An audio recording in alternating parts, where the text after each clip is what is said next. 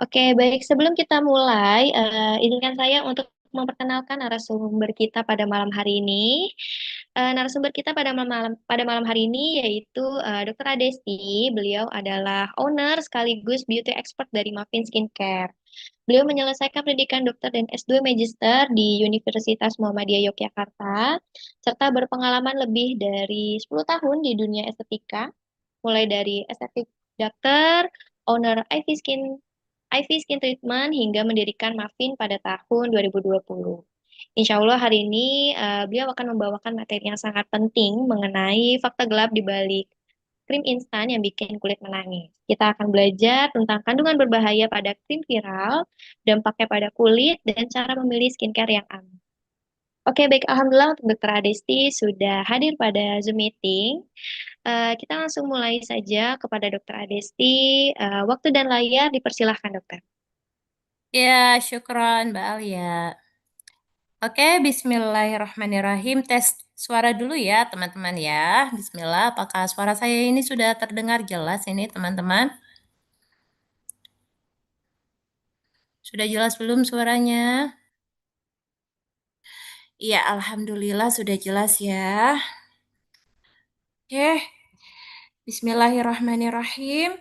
Innal hamdalillahi nahmaduhu wa nasta'inuhu wa nastaghfiruhu wa na'udzu billahi min syururi anfusina wa min sayyiati a'malina. May yahdihillahu fala mudhillalah wa may yudlilhu fala hadiyalah. Asyhadu an la ilaha illallah wa asyhadu anna Muhammadan abduhu wa rasuluh.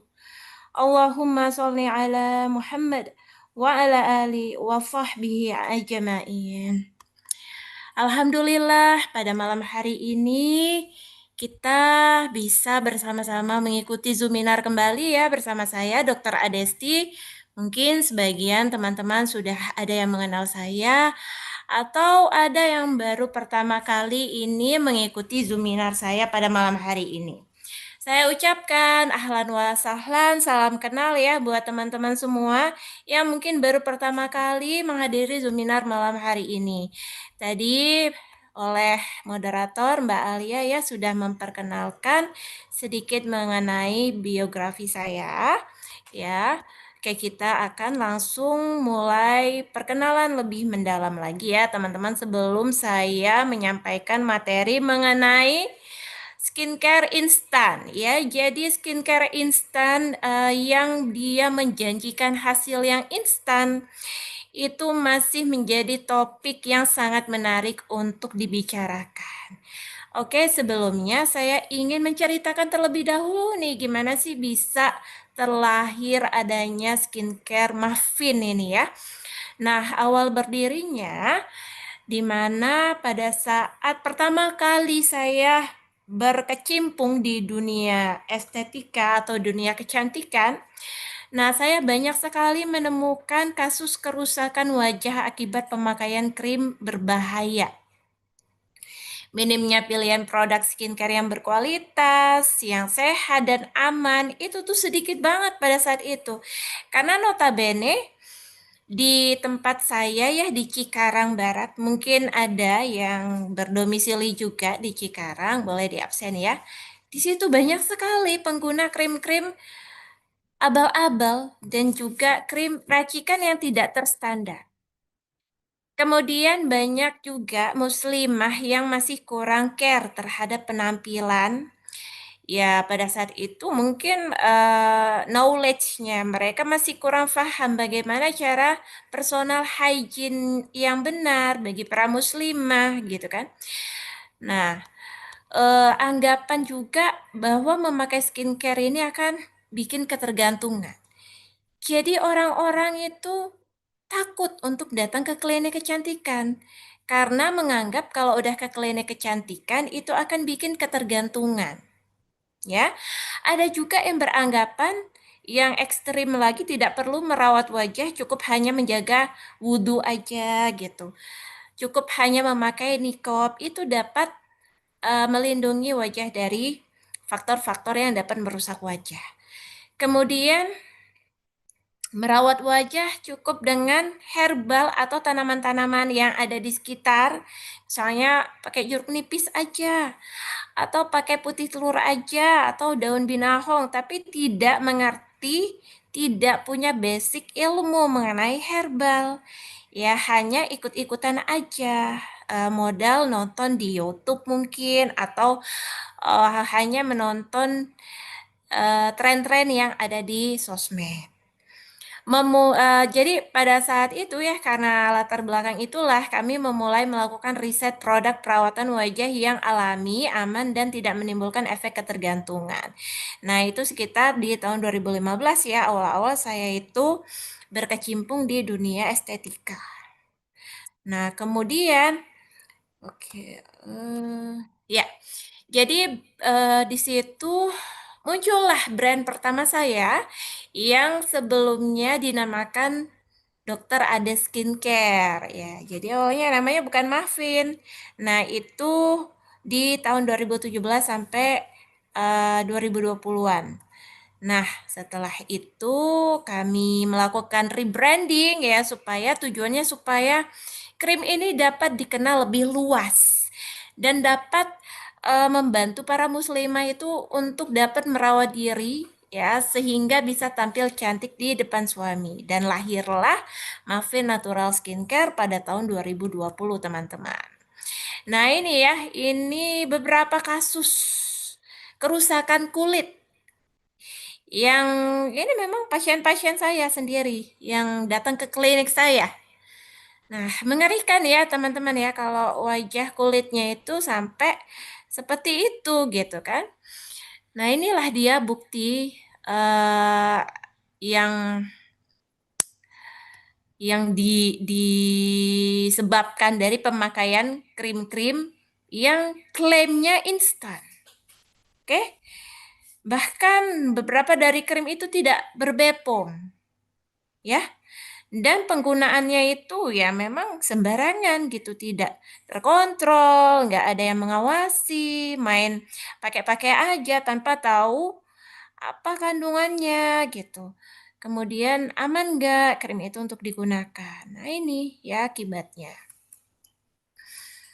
Nah sekarang juga masih banyak ya krim-krim atau skincare yang ternyata mengandung bahan berbahaya.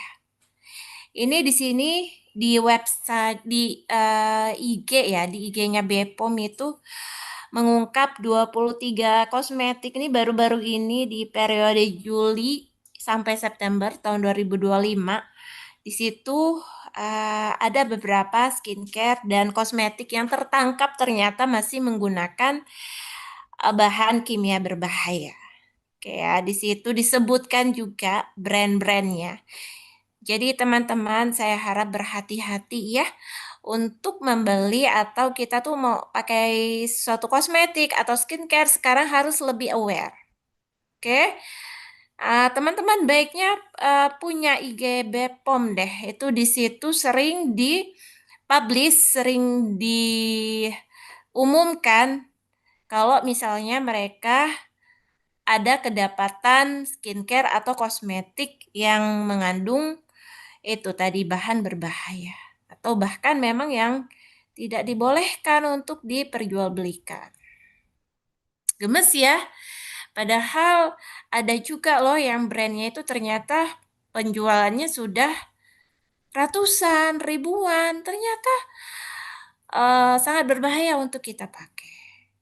Nah, di sini teman-teman harus tadi lebih aware. Gimana caranya? Yaitu dengan membekali diri dengan pengetahuan-pengetahuan ya, bagaimana kita membedakan antara krim yang dia itu isinya berbahaya atau krim yang aman. Kita lihat dari ciri-cirinya. Nah, sini ciri-ciri krim ilegal yang sering nyamar jadi produk mahal. Hati-hati, banyak krim ilegal yang dikemas seperti produk premium, ya. Kemasannya memang ala produk-produk mahal, warna-warnanya yang eksklusif, menggunakan kemasan dengan pot kaca tebal, tetapi ternyata di situ tidak ada nomor BPOM-nya. Atau ternyata nomor BPOM yang tertera di kemasan tersebut itu nomornya palsu. Kemudian tidak ada ingredients lengkapnya. Ya kita lihat juga komposisinya. Ada nggak komposisinya di kemasannya itu? Dan klaimnya dia berlebihan. Putih dalam 3 hari dapat membuat kulit menjadi glowing permanen. Nah itu kan kalau misalnya kita paham ya itu sudah merupakan overclaim ya atau klaimnya dia terlalu berlebihan. Kemudian harganya tidak realistis, ada yang murah banget, ada yang mahal banget gitu, macam-macam harganya. Teksturnya juga mencurigakan, warnanya kuning, orange, bahkan oranye pekat gitu kan, kelihatan licin, berminyak, seperti glitter gitu, apa penampakannya, dan terlalu wanginya menyengat sekali, itu ya. Nah dari situ kita udah bisa membedakan ciri-ciri klaim ciri-ciri krim yang abal-abal gitu. Nah, ini contohnya teman-teman ya. Contoh produk yang sering beredar. Nih, ada krim dokter KW. Ini tuh tanpa merek, tapi cuma dibilang tuh kayak krim dokter aja. Udah gitu judulnya juga pemutih spesial. Memutihkan kulit wajah, menghilangkan flek hitam, menghaluskan kulit wajah, menjadikan kulit wajah putih berseri. Itu kan juga udah overclaim banget gitu ya. Masa krim dengan pot yang seperti itu kecil, kemasannya standar banget. Udah gitu nggak ada ingredients-nya, komposisinya nggak jelas, BPOM-nya nggak ada, tapi efeknya luar biasa. Kemudian ada juga yang dikemas dengan pot atau botol yang sangat eksklusif, elegan gitu penampilannya ya. Nah, di sini dikemas mirip brand-brand Korea, tapi ternyata tidak terdaftar BPOM. Oke, kemudian ada juga yang dibikin paketan. Ya, isinya ada 4 atau 6 item dan harganya murah. Warnanya juga dikemas seakan eksklusif set. Nah, gitu. Tapi ya itu coba dilihat kata-katanya sabun racikan dokter, gitu kan? Oke. Nah, di sini teman-teman juga harus paham kalau cantik itu tidak harus putih karena standar kecantikan di Indonesia ini saya lihat masih putih. Semua orang kepengen putih gitu ya. Nah, bahkan dari hadis Rasulullah Shallallahu Alaihi Wasallam dari Abu Hurairah radhiyallahu anhu, beliau berkata pernah ditanyakan kepada Rasulullah Shallallahu Alaihi Wasallam, siapakah wanita yang paling baik? Jawab beliau yaitu yang paling menyenangkan jika dilihat suaminya, mentaati suami jika diperintah dan tidak menyelisihi suami pada diri dan hartanya sehingga membuat suami benci. Yang penting kita menyenangkan jika dilihat suami dengan ya mungkin kulit yang terawat gitu. Mentaati suami, tidak menyelisih suami, ya sehingga suami itu senang. Udah cukup seperti itu. Setiap warna kulit itu berhak tampil cantik, mau yang warnanya coklat tua, mau yang warnanya sawo matang, kuning langsat. Ya semuanya bisa cantik sesuai dengan warna kulitnya masing-masing. Nah, di sini ada beberapa kerusakan kulit yang sering dijumpai di klinik ya, karena memang klinik saya itu letaknya di daerah suburban gitu ya. Di situ banyak sekali pemakai krim-krim ya mungkin bisa dikatakan krim abal-abal gitu yang belinya di warung mungkin atau beli karena viral di TikTok. Banyak kan seperti itu. Nah, barulah kalau kulitnya sudah rusak baru deh datang ke klinik. Nah, ini nanti akan saya jelaskan gitu ya. Nah, di sini penyebab utama kasus kerusakan kulit itu ya ini ya adalah kandungannya. Nah, penggunaan krim yang mengandung obat. Oke. Di dalam krimnya itu terkandung obat keras. Nah, diedarkan secara ilegal ya. itu dinamakan dengan racikan tidak terstandar atau krim abal-abal. Krim abal-abal itu krim yang mengandung bahan kimia berbahaya, yaitu merkuri. Ini ya, bedanya apa? Krim racikan, skincare, dan krim abal-abal. Kalau krim racikan ini teman-teman boleh lihat ya di tabelnya, ini boleh di screenshot aja, ini penting banget. Nah, kalau krim racikan itu dia mengandung obat keras. Oke, mengandung satu atau lebih bahan obat yang rata-rata isinya adalah hidroquinon, tretinoin, dan steroid. Sedangkan untuk kosmetik itu tidak mengandung bahan obat ya. Jadi biasanya notabene dia mengandung bahan-bahan zat aktif yang memang itu bukan golongan obat. Kemudian untuk krim abal-abal itu dia mengandung merkuri atau logam berat. Atau ada juga yang mengandung bahan peluntur cat, bahan-bahan pemutih yang memang tidak boleh digunakan untuk kulit wajah. Nah, kemudian untuk obat krim racikan ini dibuat atau diracik di sarana pelayanan kefarmasian atau apotek. Dan stabilitasnya jangka pendek ya. BUD itu Beyond Use Date atau expirednya lah, masa expirednya itu rata-rata cuma 35 hari. Jadi untuk krim racikan itu memang nggak tahan lama. Tidak memiliki izin edar, memang nggak bisa dibepomkan ya karena isinya obat. Hanya boleh diedarkan sesuai dengan resep dokter. Jadi krim racikan itu nggak boleh sembarangan didapat, nggak boleh sembarangan beli di misalnya di toko marketplace gitu, nggak boleh. Harus ke dokter diresepkan barulah bisa dapat krim racikan obat yang sesuai dengan standar. Kemudian kalau untuk skincare itu diproduksinya pastinya di industri kosmetik di pabrik ya. Stabilitasnya rata-rata jangka panjang. Jadi masa expired date-nya itu rata-rata 2 tahun sampai 3 tahun. Memiliki izin edar ya, bisa dibepomkan dan boleh diedarkan secara bebas.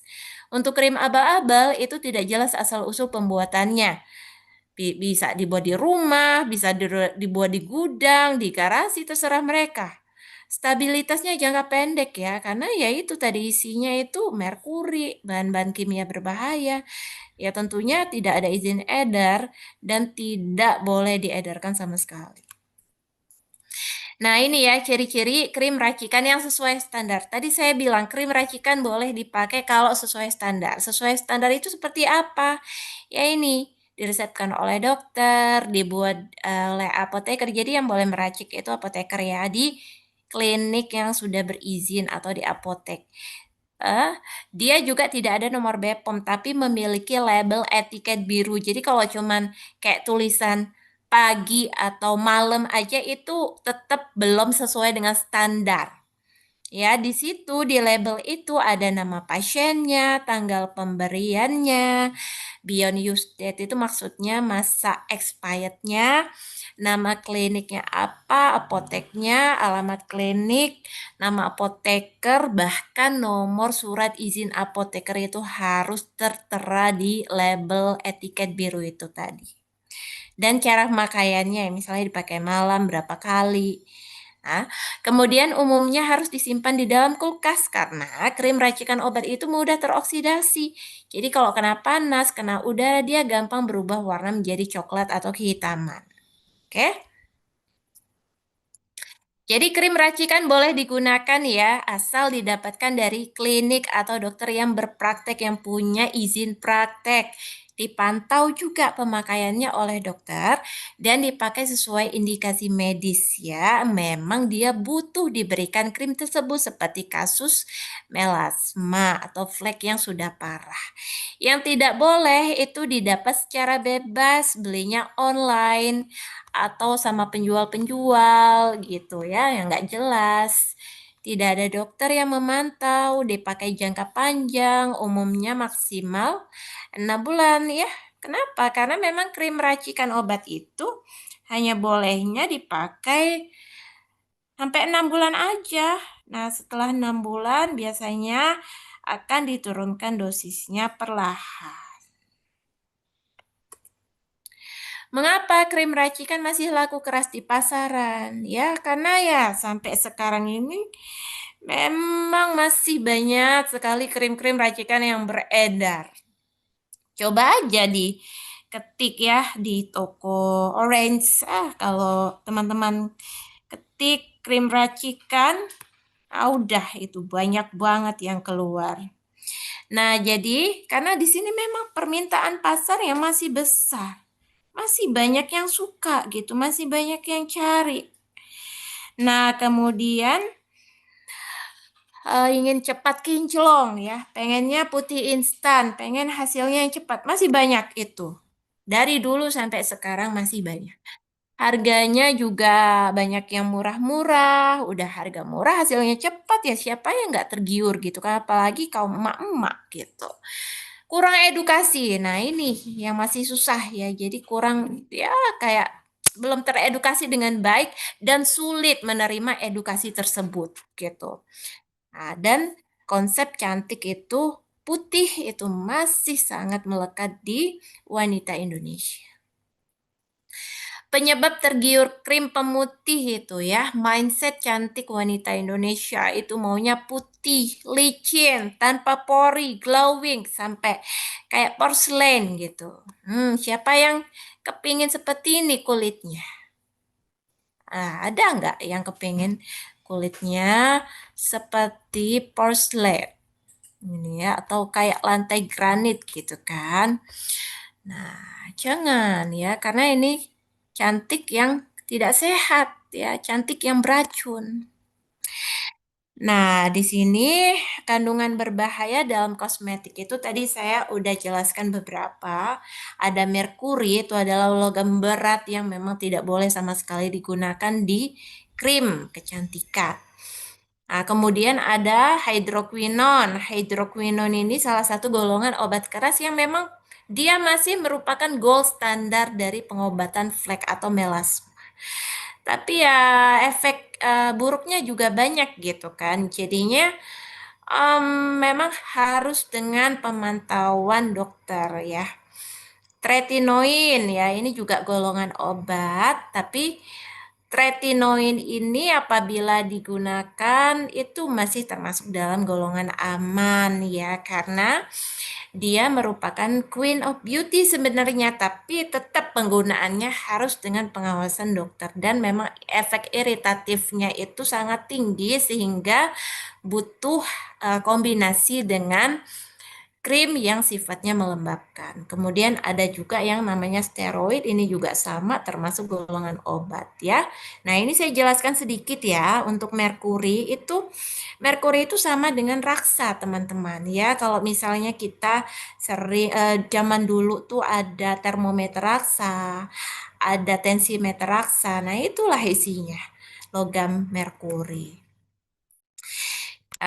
Kemudian merkuri ini memang seringkali digunakan untuk pemutih kulit ya, karena dia dapat menyebabkan depigmentasi kulit atau mematikan melanin. Melanin itu adalah pewarna ya, pigmen yang mewarnai kulit kita.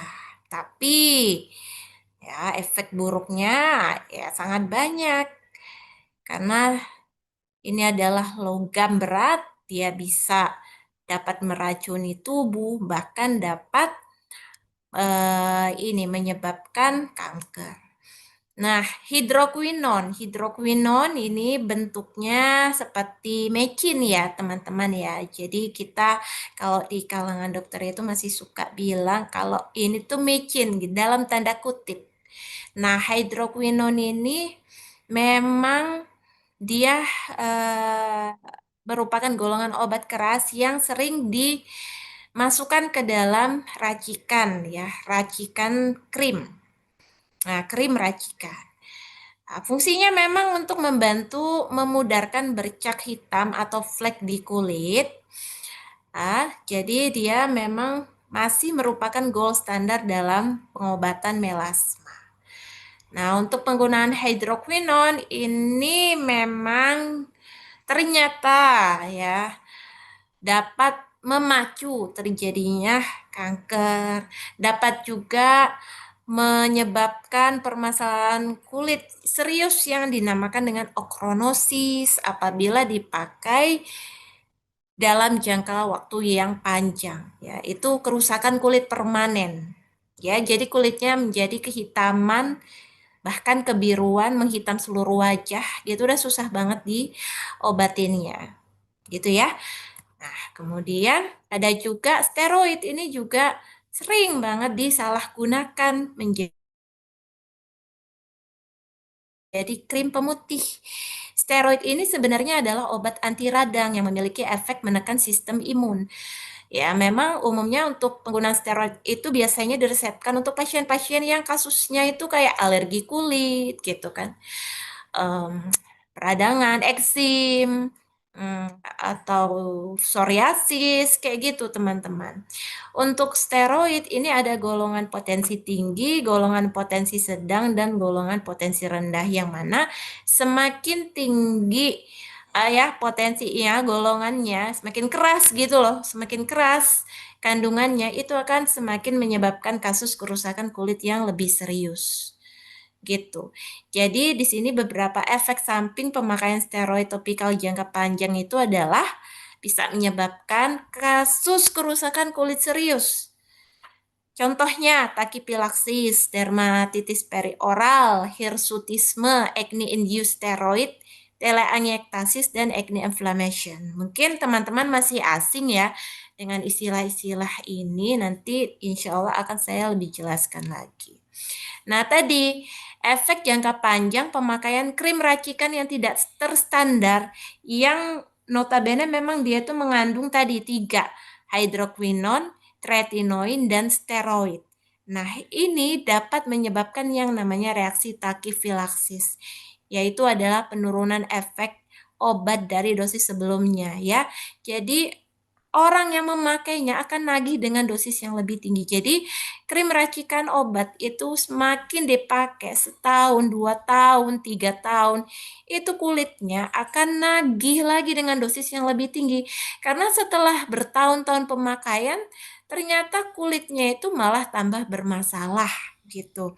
Yang tadinya cepat putih, setelah setahun malah jadi hitam lagi, jadi cepat merah, jadi gampang sensitif, kalau kena panas sedikit merah kayak udang rebus gitu kan. Akhirnya lama-lama kan gosong. Dan dia minta lagi dinaikin dosisnya untuk supaya kulitnya itu putih lagi gitu. Gitu ya gambarannya, memicu pemberian dosis yang lebih tinggi, sehingga sampai di titik di mana kulitnya itu akan jenuh, sudah tidak akan merespon bahkan dengan dosis yang paling tinggi sekalipun, kulitnya udah akan nggak merespon ya. Nggak merespon itu ya dipakein terus krimnya kulitnya malah jadi merah, malah jadi beruntusan, gatel, perih, panas, gampang terbakar, akhirnya gosong, menghitam gitu. Udah itu ibaratnya seperti bom waktu. Tinggal ditunggu aja meledaknya, gitu ya. Nah, ini efek jangka panjang pemakaian krim racikan yang tidak terstandar tadi, yang saya sebutkan tadi, acne inflammation itu ya muncul jerawat-jerawat parah yang meradang, bahkan penuh semuka jerawatnya. Kemudian, ini saya lebih jelasin lagi ya tadi. Nah, ini jerawatnya. Kemudian, ini dipakainya lebih dari 6 bulan ya, teman-teman ya. Ada yang namanya okronosis. Nah, mukanya menghitam hampir seluruh wajah dengan dasar kemerahan. Di tengahnya ada bolong-bolong putihnya. Dia penampakannya seperti bopeng, tapi padahal itu adalah dinamakan dengan depigmentasi atau konfeti like leukoderma gitu ya istilah medisnya.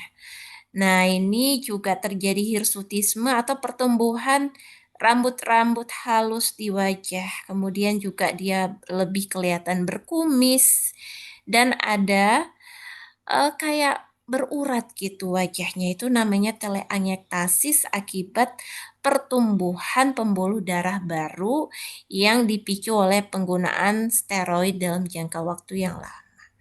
Kalau okronosis ini ya dia reaksi toksik akibat pemakaian krim yang mengandung hidroquinon gitu ya.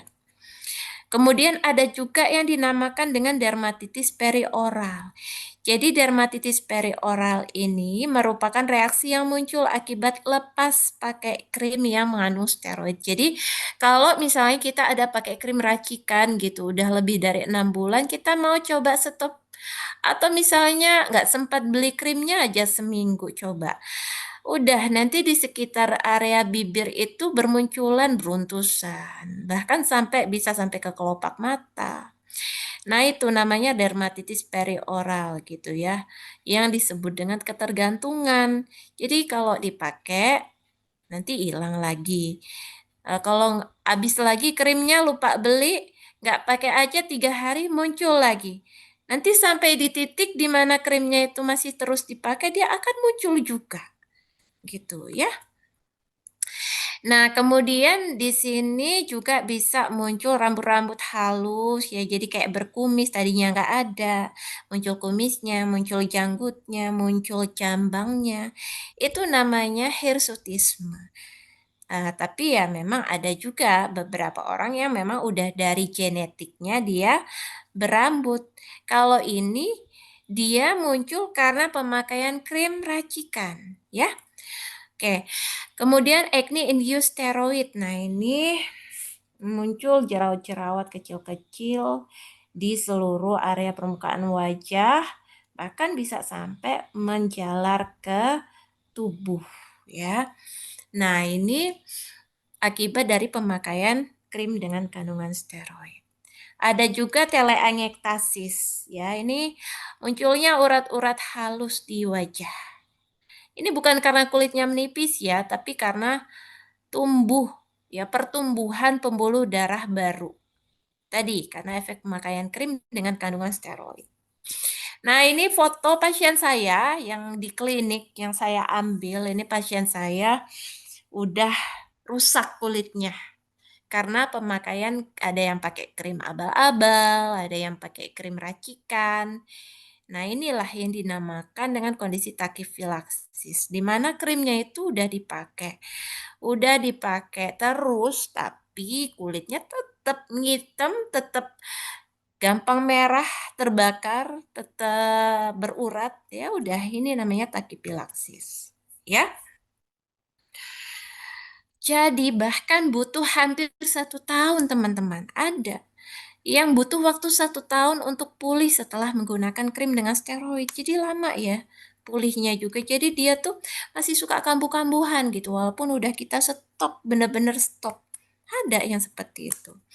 Nah, ini juga ada pasien saya. Jadi ini fotonya saya semua ambil ya dari foto pasien-pasien saya banyak banget yang mukanya tuh rusak, kasihan gitu. Nah, ini dia pakai krim steroid udah 2 tahun, dikasih yang diminum juga sampai kulitnya merah, kering.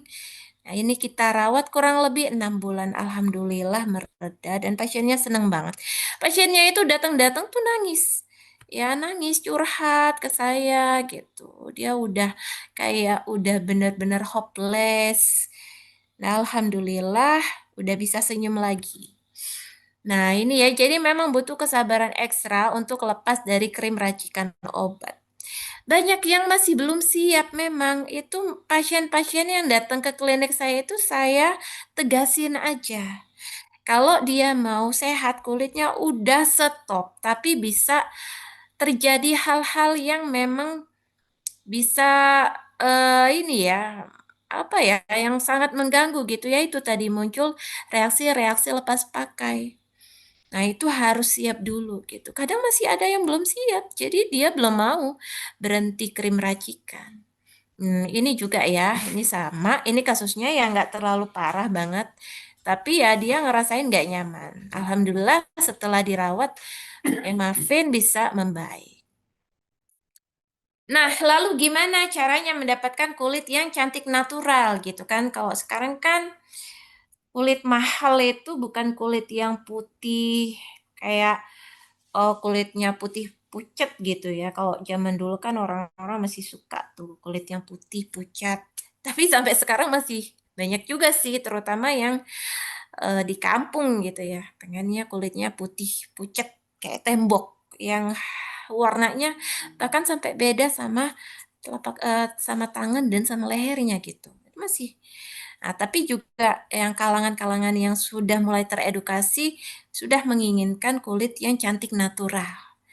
Nah, kulit cantik natural ini ya bisa dikatakan kulit mahal gitu. Kenapa? Karena ya memang looknya itu kelihatan berbeda dengan kulit-kulit yang memakai krim-krim racikan obat ataupun krim bermerkuri. Jika teman-teman sudah terlanjur menggunakan produk-produk yang tadi saya sebutkan gitu, segera stop. Ya, udah jangan dipakai lagi, buang aja krimnya, apalagi krim abal-abal. Oke, beralihlah ke produk natural atau skincare. Gitu. Ini produk racikan selama masih dikontrol dengan dokter tadi saya bilang ya, itu masih aman asalkan teman-teman selalu kontrol ke dokternya. Ini yang saya bicarakan adalah produk racikan yang tidak terstandar, yang belinya sembarangan, ya, tidak ada dokter yang memantau. Gitu ya. Tadi stop, berpindah, beralih ke produk natural yang aman, halal ya. Jika belum pernah menggunakan krim-krim itu tadi, ya, bersyukurlah dan jangan sampai coba-coba, jangan tergiur, udah pakai aja krim yang natural aja. Jadi cantik natural itu adalah kulit yang sehat, bebas dari permasalahan kulit dan tampil sesuai dengan tone alami kulit. Nah, kalau yang udah terlanjur pakai racikan, ini tahapan lepasnya itu ya, rata-rata reaksinya akan muncul di 14 hari setelah teman-teman stop. Oke, ini kita namakan dengan periode kritis lepas pakai. Itu bisa terjadi 1 sampai 6 bulan, yang mana tadi bisa muncul beruntusan di area lingkar bibir atau yang dinamakan dermatitis peroral, rasanya gatal perih panas. Ya, karena saya juga udah pernah mengalaminya. Itu saya alami 6 bulan sebelum ada muffin gitu ya. Nah, itu menderita banget. Tapi setelah ada muffin, insya Allah akan lebih membantu mempercepat pemulihan. Nah, kemudian ada juga yang mukanya tuh jadi hitam. Kemudian jadi muncul fleknya bermunculan. Yang tadinya nggak ada flek putih, ya, bermunculan fleknya. Itu jadi flek kita tuh kalau pakai racikan obat sebenarnya dia nggak hilang. Karena flek itu sebenarnya dia sifatnya permanen. Nah, tapi dia itu gitu ya, apa namanya, tersamar gitu dengan obat racikan itu karena ditekan produksi melaninnya, tapi setelah dilepas ya, ya udah keluar ngamuk dia ya, sel melaninnya itu ngamuk dan mengeluarkan melanin dalam jumlah berlebih, alhasil malah fleknya bertambah banyak. Gitu. Kemudian kulit akan kembali sehat apabila telah mengalami masa kritis tersebut ya. Jadi di periode kritis ini memang dokter ya baiknya memang berkonsultasi dengan dokter ya teman-teman ya, karena dokter akan selalu mengedukasi, selalu menguatkan pasien supaya pasien bisa kuat dalam melewati yang namanya periode kritis. Jadi ngeri sekali ya akibat dari pemakaian skincare abal-abal itu. Terus caranya supaya bisa tahu skincare itu abal-abal atau sesuai nggak dengan kebutuhan kulit kita itu caranya adalah dengan konsep ya 4T. Nah, di sini adalah cara mudah untuk teman-teman itu dapat memilih produk yang sesuai dengan kebutuhan kulitnya. Yang step pertama itu selalu tentukan dulu jenis kulit kita tuh apa. Kemudian step kedua tentukan permasalahan kulitnya, ya misalnya masalahku ini jerawat, flek, apalah kulit kering, gampang merah gitu kan. Step ketiga baru tentukan prioritas masalahnya yang harus ditangani itu apa dulu, karena nggak ada krim yang dapat menangani semua permasalahan kulit. Kalau ada krim yang bilang, yang ngeklaim kalau dapat mengatasi semua permasalahan kulit itu berarti hati-hati ya. Kemudian step yang terakhir adalah baru kita menentukan produknya. Nah, tipe kulit di sini ada 5 ya. Teman-teman termasuk yang mana? yang normal skin, oily skin, dry skin, combination, atau sensitif. Kalau yang kulit normal itu ciri-cirinya level kelembapannya cukup. Nih ya, saya ada contohkan juga dengan foto ya. Kemudian cukup memantulkan cahaya, dia kelihatan glowing, tampak kenyal dan jarang mengalami permasalahan kulit.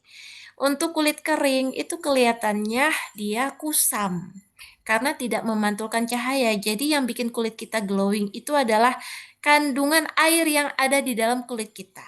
Semakin lembab kulit kita akan semakin memantulkan cahaya sehingga terlihat glowing. Tampak tanda pengelupasan. Biasanya kalau kulit kering itu gampang melupas, kalau diraba bersisik, kasar ya. Hati-hati kulit yang dibiarkan mengelupas terus-menerus akan bisa jatuh ke kondisi iritasi sehingga bahkan sensitif gitu ya. Kasar ya. Kalau untuk kulit berminyak itu dia kandungan minyaknya berlebih, terasa lengket, tampak sangat memantulkan cahaya, jadi berlebihan gitu, super glowing namanya. Porinya rata-rata besar dan rentan mengalami permasalahan jerawat dan komedo. Untuk kulit kombinasi itu dia berminyaknya biasanya di area T aja. Nah, itu di foto udah saya gambar huruf T, itu namanya area T. Jadi biasanya minyaknya di area itu aja dan kadang jerawatnya emang di situ-situ aja gitu. Sedangkan di luar area T itu namanya area U ya. Jadi di pipi samping kanan kirinya itu cenderung lebih kusam. Dalam memilih produk kulit kombinasi, kita perlakukan sebagai kulit kering. Jadi pilih produk-produk yang untuk kulit kering itu lebih aman. Kenapa? Karena kalau misalnya kita pakai produk yang untuk berminyak, nanti yang area keringnya itu bisa akan bermasalah.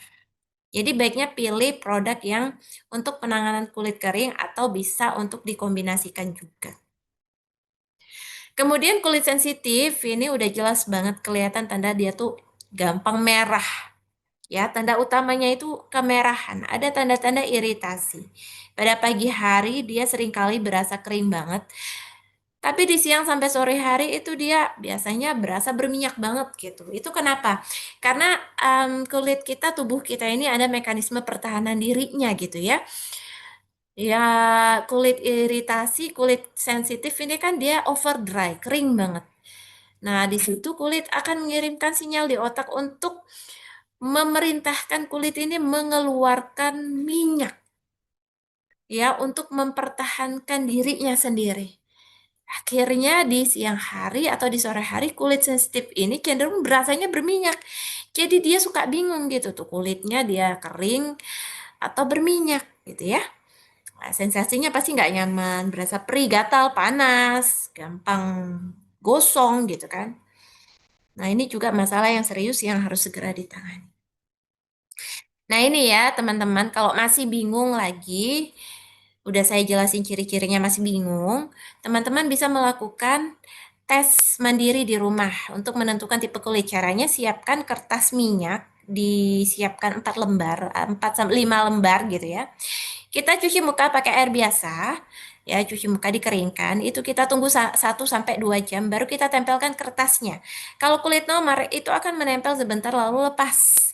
Kalau kulit berminyak menempel dan menyerap minyak, jadi dia nempel bahkan minyaknya bisa keserap. Kita tempelin di dahi, pipi kanan, pipi kiri, di hidung sama di dagu teman-teman. Jadi 5 lembar ya.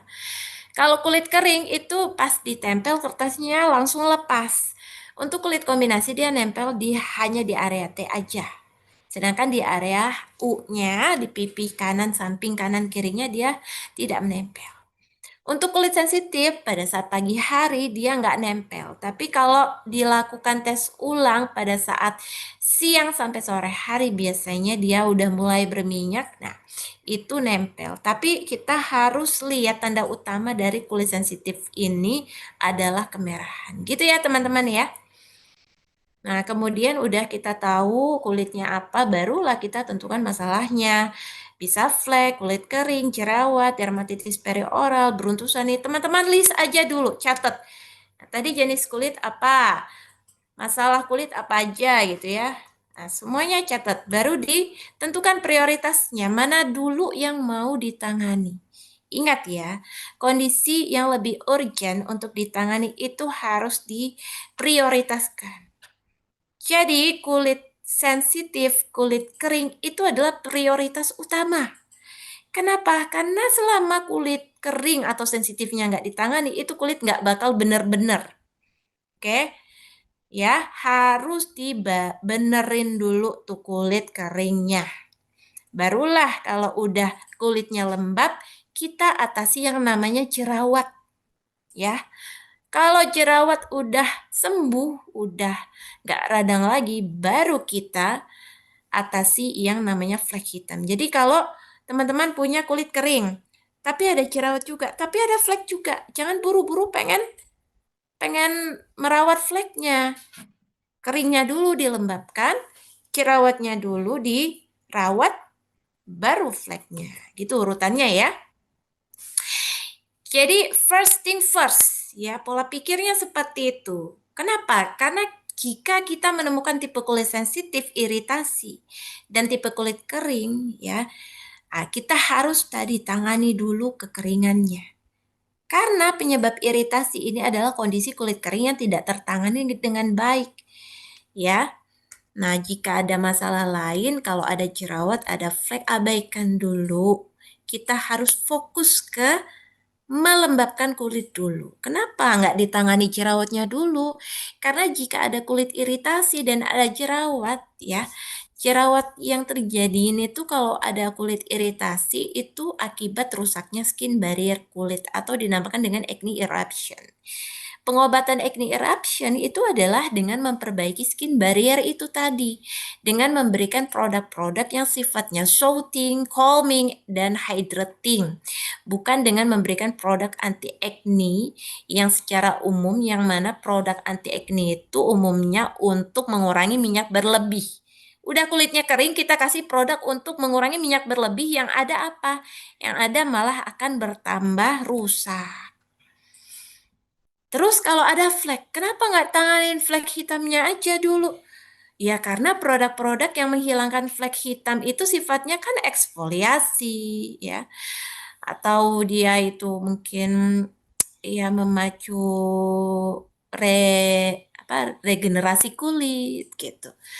Nah, produk-produk yang sifatnya eksfoliasi itu tidak ramah untuk kulit iritasi, kulit kering. Jika dipaksakan, maka kulitnya tadi akan semakin rusak dan akibatnya bukan fleknya yang benar, tapi kulitnya malah tambah rusak, malah fleknya juga nambah-nambah, bukannya berkurang gitu ya. Nah, ini kalau kita tidak menentukan prioritas. Kalau kita udah tahu prioritasnya, baru kita tentukan produk apa yang mau kita pakai, ya, kandungan yang mana. Jadi, kandungan aktif atau zat aktif dalam satu produk skincare itu bisa kita bagi menjadi yang kandungannya agresif dan calming. Kalau yang agresif itu yang dia bisa dia tuh bersifat iritatif gitu istilahnya. Contohnya AHA, BHA, retinoic acid, ya scrub, PPO, benzoyl peroxide, azelaic acid, ya, hydroquinone, salicylic acid, SLS, atau sodium laureth sulfat, itu semua bersifat agresif alias dapat mengiritasi kulit. Jadi produk-produk pencerah rata-rata dia dapat mengiritasi kulit. Kalau penggunaannya tidak sesuai dengan kondisi kulit yang tepat, ya. Sedangkan produk-produk calming itu adalah produk yang sifatnya dapat melembabkan, menenangkan kulit, menghidrasi. Contohnya ada Bisabolol, aloe vera, panthenol, royal jelly, ceramide, moisturizer yang mengandung bahan-bahan pelembab, ya, hyaluronic acid, olive oil itu bisa melembabkan kulit, ya. Tinggal kita pilih yang mana yang sesuai dengan kebutuhan kulit kita. Jadi penggunaan bahan aktif itu juga harus seimbang. Teman-teman misalnya menggunakan yang sifatnya eksfoliasi, whitening agent atau anti acne. Itu kan sifatnya agresif ya mereka ya. Artinya dia berpotensi mengiritasi kulit. Kita juga harus pakai yang calmingnya. Pakailah moisturizer yang sifatnya melembabkan, menenangkan kulit ya. Kalau seimbang gitu nanti bagus hasilnya. Nah, gitu ya. Lalu tadi Kalau kita mau tampil cantik alami tanpa harus ketergantungan, kalau kita pilih satu produk skincare, cek legalitas BPOM-nya. Itu ya, saya contohkan di produknya Muffin. Di situ sudah jelas ada nomor BPOM-nya. Kalau mau lebih bagus lagi, cek lagi di website resmi BPOM. Itu kita bisa ngecek produk itu memang sudah benar nggak terdaftar di BPOM gitu kan. Hindari krim yang tidak ada label komposisi. Di sini label komposisi ingredients-nya harus jelas, tertera. Tidak mencantumkan nama produsen ya. Warna dan bau mencolok dan memberikan hasil instan 1-3 hari kok dipakai langsung mulus gitu kan. Padahal krimnya oke lah, udah ada mereknya, udah ada BPOM-nya, tapi kok dipakai langsung putih, fleknya hilang. Nah, itu juga harus hati-hati ya teman-teman ya. Nah, kemudian jangan tergiur testimoni yang overclaim ya. Testimoninya, gambarnya bisa langsung putih cerah, fleknya hilang dalam 1 minggu gitu kan. Ya namanya gambar ya bisa-bisa aja diedit gitu. Apa susahnya zaman sekarang? Gunakan skincare sesuai kebutuhan kulit. Ya, sesuai kebutuhan kulit. Udahlah tahu kulitnya kering, udah tahu kulit yang lupas, pakai skincare yang untuk memutihkan gitu kan. Yang untuk mencerahkan. Yang ada kulitnya nambah iritasi. Selalu konsultasikan ke ahlinya atau beauty konsultan. Jadi di sini kita punya mitra-mitra Muffin yang sudah diedukasi, sudah dibekali dengan ilmu-ilmu ya. Jadi ke beliau-beliau ini mitra Muffin insya Allah sudah ahli nih dalam menangani atau membantu teman-teman untuk mengatasi permasalahan kulit teman-teman semuanya. Pilih brand-brand yang transparan dan terpercaya. Oke. Nah, di sini ya di BPOM itu sudah ada standar pelabelan ya. Ya ini semuanya harus ada di nama kosmetiknya, manfaatnya apa dari poin A sampai L itu harus ada semua. Nah, ini kita contohkan di produk kita. Harus ada semua, nggak ada yang boleh kelewat gitu ya. Kemudian juga tentunya berlabel halal MUI produknya ya. Iya dong, kita sebagai muslimah jangan cuma ngikut tren aja. Tapi kalau pilih produk, prioritaskan yang sudah ada label halalnya dong, teman-teman ya. Udah banyak loh skincare yang berlabel halal MUI. Jangan cuma ngikut tren-tren FOMO-FOMO produk luar, tapi ternyata nggak ada logo halalnya. Nah, legalitas BPOM itu pasti. Dan komposisi bahannya sebagai muslimah kita juga harus perhatikan tidak berasal dari bahan-bahan yang diharamkan. Nah, untuk langkah awal pemula mulailah dari basic skincare ya. Kenapa? Karena basic skincare ini akan membantu membangun fondasi kulit yang kuat agar terlindungi dari permasalahan kulit. Kunci dari keberhasilan pemakaian skincare. Mendukung kinerja kulit supaya bisa bekerja maksimal dan membuat pengaplikasian produk menjadi lebih sederhana sehingga teman-teman tidak membutuhkan banyak produk sebenarnya. Cukup dengan basic skincare aja. Basic skincare itu apa aja? Kalau di Muffin, basic skincare itu tahapannya yang pertama adalah cleansing, yang kedua moisturizing, dan yang ketiga protecting. Nah, cleansing. Di sini cleansing itu identik dengan produk pembersih wajah, ya, atau facial wash, facial foam gitu kan. Caranya untuk memilih produk pembersih yang tepat, itu pilihlah pencuci wajah yang gentle atau lembut. Kalau bisa yang tidak mengandung detergen ya atau SLS. SLS itu kepanjangannya sodium lauret sulfat atau ada juga SLIS atau sodium lauryl sulfat. Itu adalah detergen yang bisa merusak barrier kulit kita gitu ya. Tidak mengandung alkohol dan pewangi. Karena kenapa? Alkohol itu dapat bikin kulit lebih fotosensitif.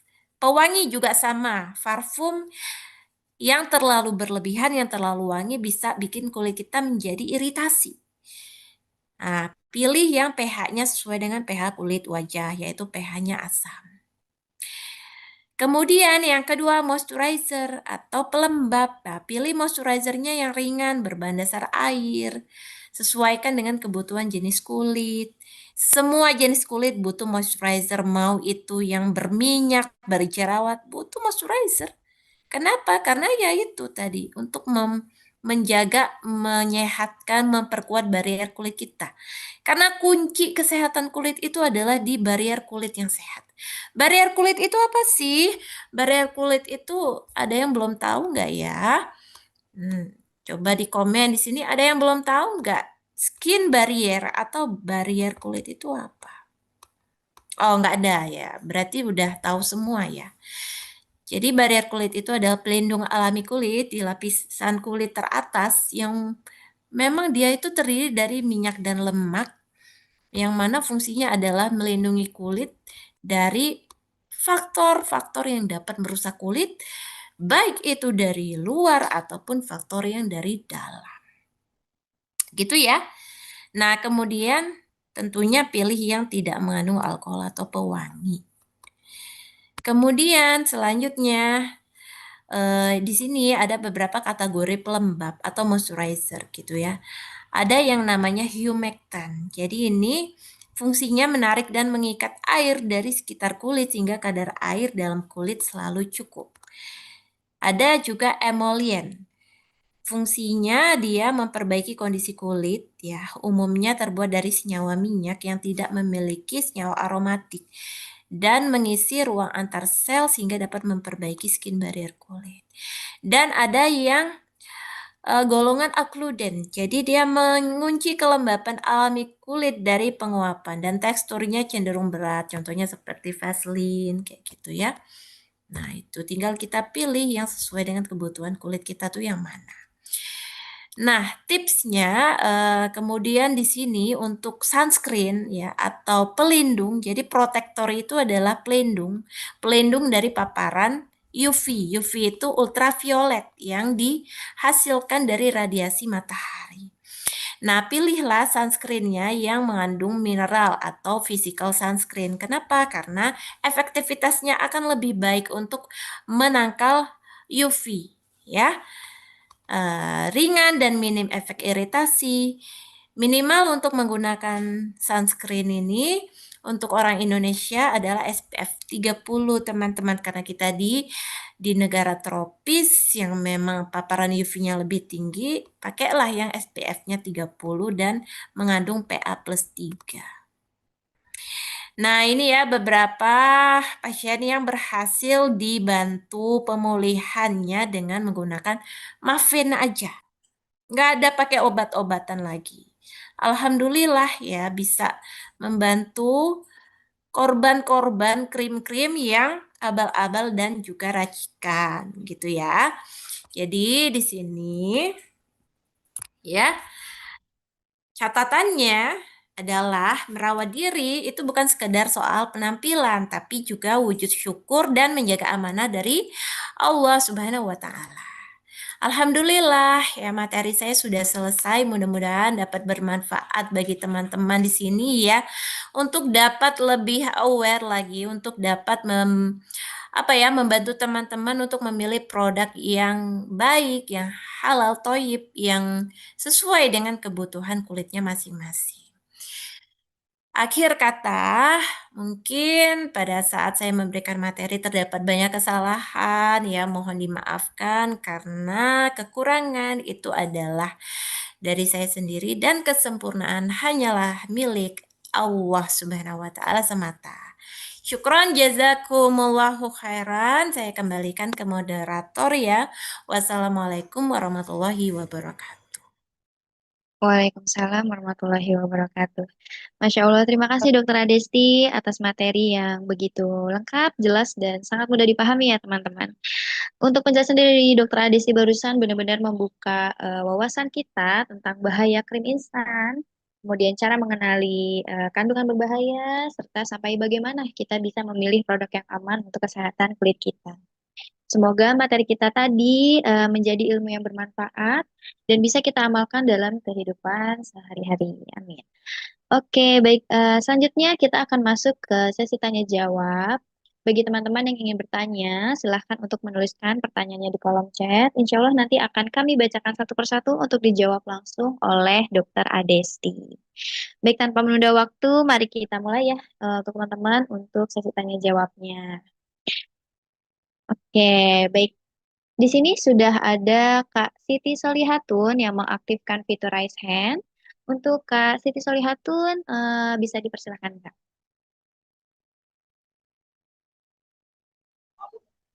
Oke, baik. Terima kasih. Assalamualaikum warahmatullahi wabarakatuh. Salam kenal Bu Dokter Adesti. Kami dari NTB, dari Mataram. Alhamdulillah, suatu kesyukuran bisa bergabung di Zoom meeting ini untuk mengetahui lebih banyak lagi, lebih care lagi terhadap perawatan kulit, terutama wajah. Jadi menambah wawasan kita ternyata tentang bagaimana merawat kulit wajah yang bagi saya sendiri itu betul-betul awam gitu. Dengan hal-hal yang tadi disampaikan oleh Bu Dokter sebagai owner ya dalam hal ini.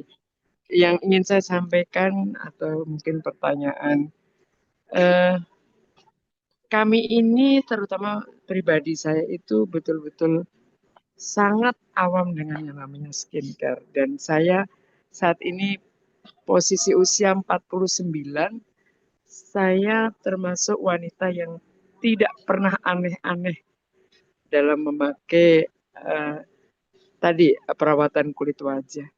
Pertanyaan saya adalah, jika ingin memulai gitu, anggaplah saya ini ingin mengenal dan menyayangi kulit wajah saya dengan produk yang hari ini ditampilkan oleh dokter tadi, sekiranya dampak positif yang nanti akan saya rasakan dan dampak negatif dari penggunaan itu ada atau tidak, Dok?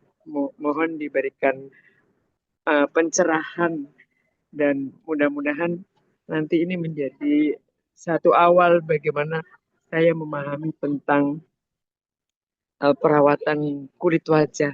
Dan sekedar informasi, wajah saya sepertinya adalah normal.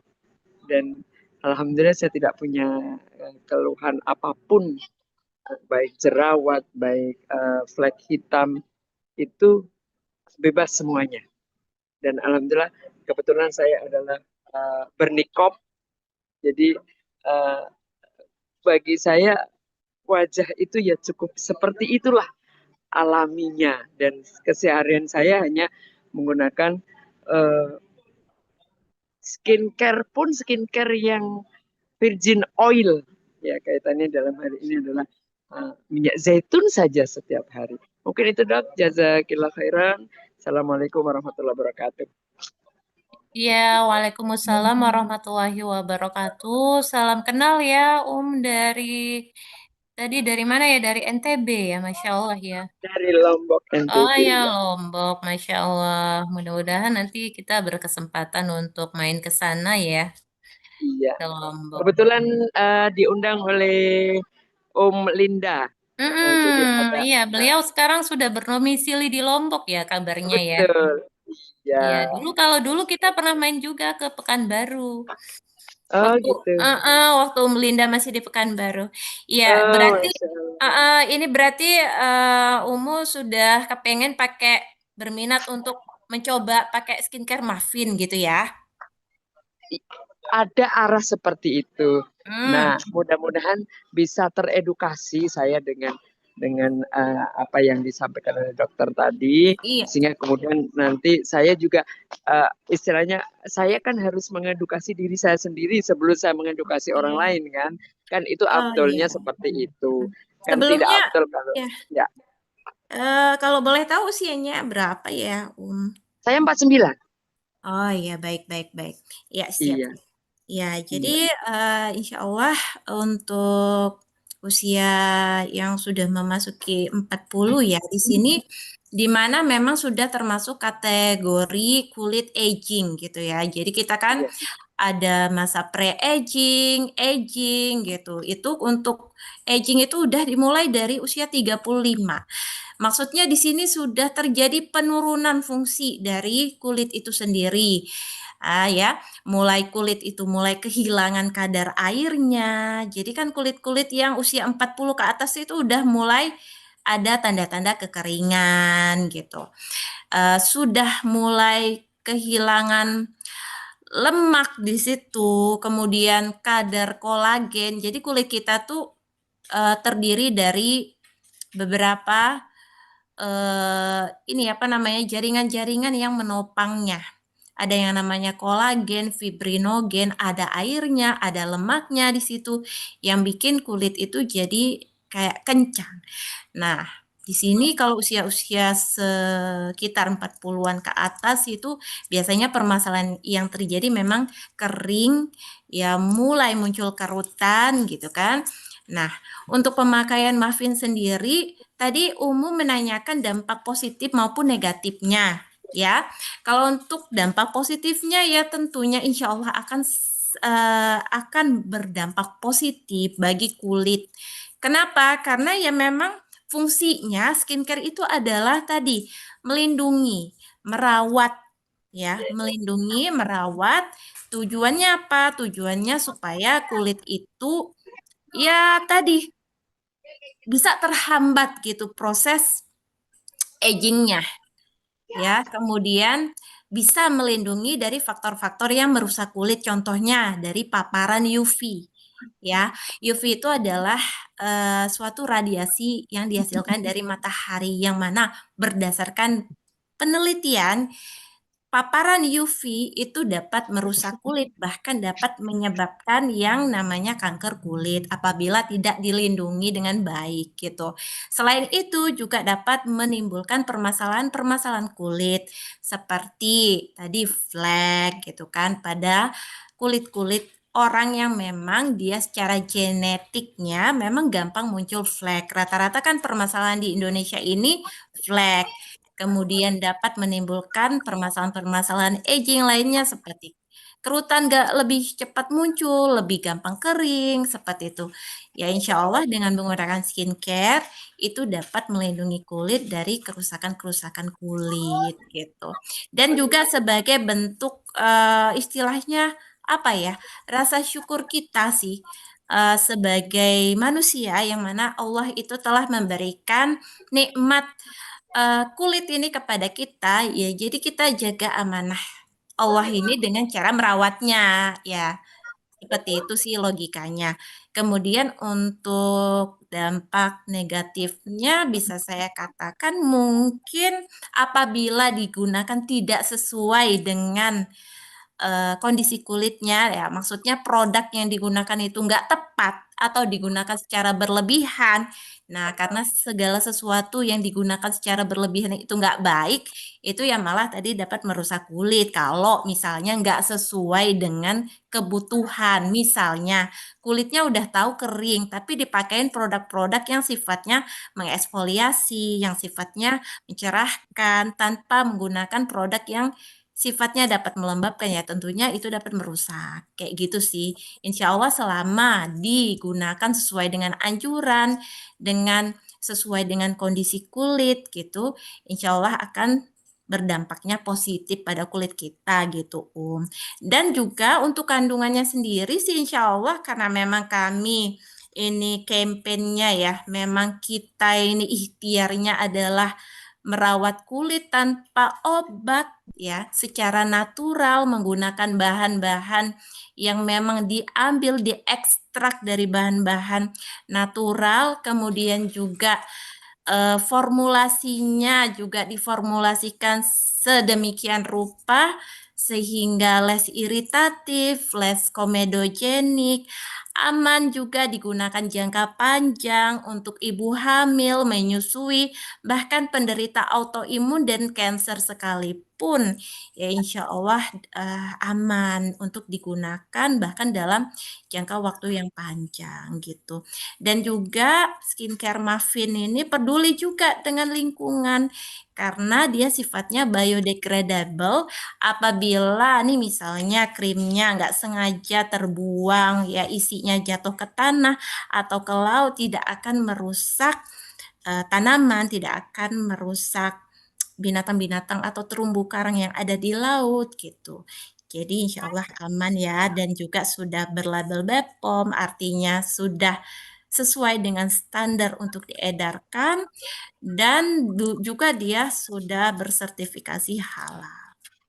Mungkin itu sih yang bisa saya jelaskan. Nanti misalnya kalau mau berkonsultasi lebih lanjut, boleh ya Wapri ke Iya. admin kita insya Allah akan siap membantu atau dibantu dengan Linda ya, yang mengundang ya. Nggih. Jazakillah dok, Wah iya info Ki.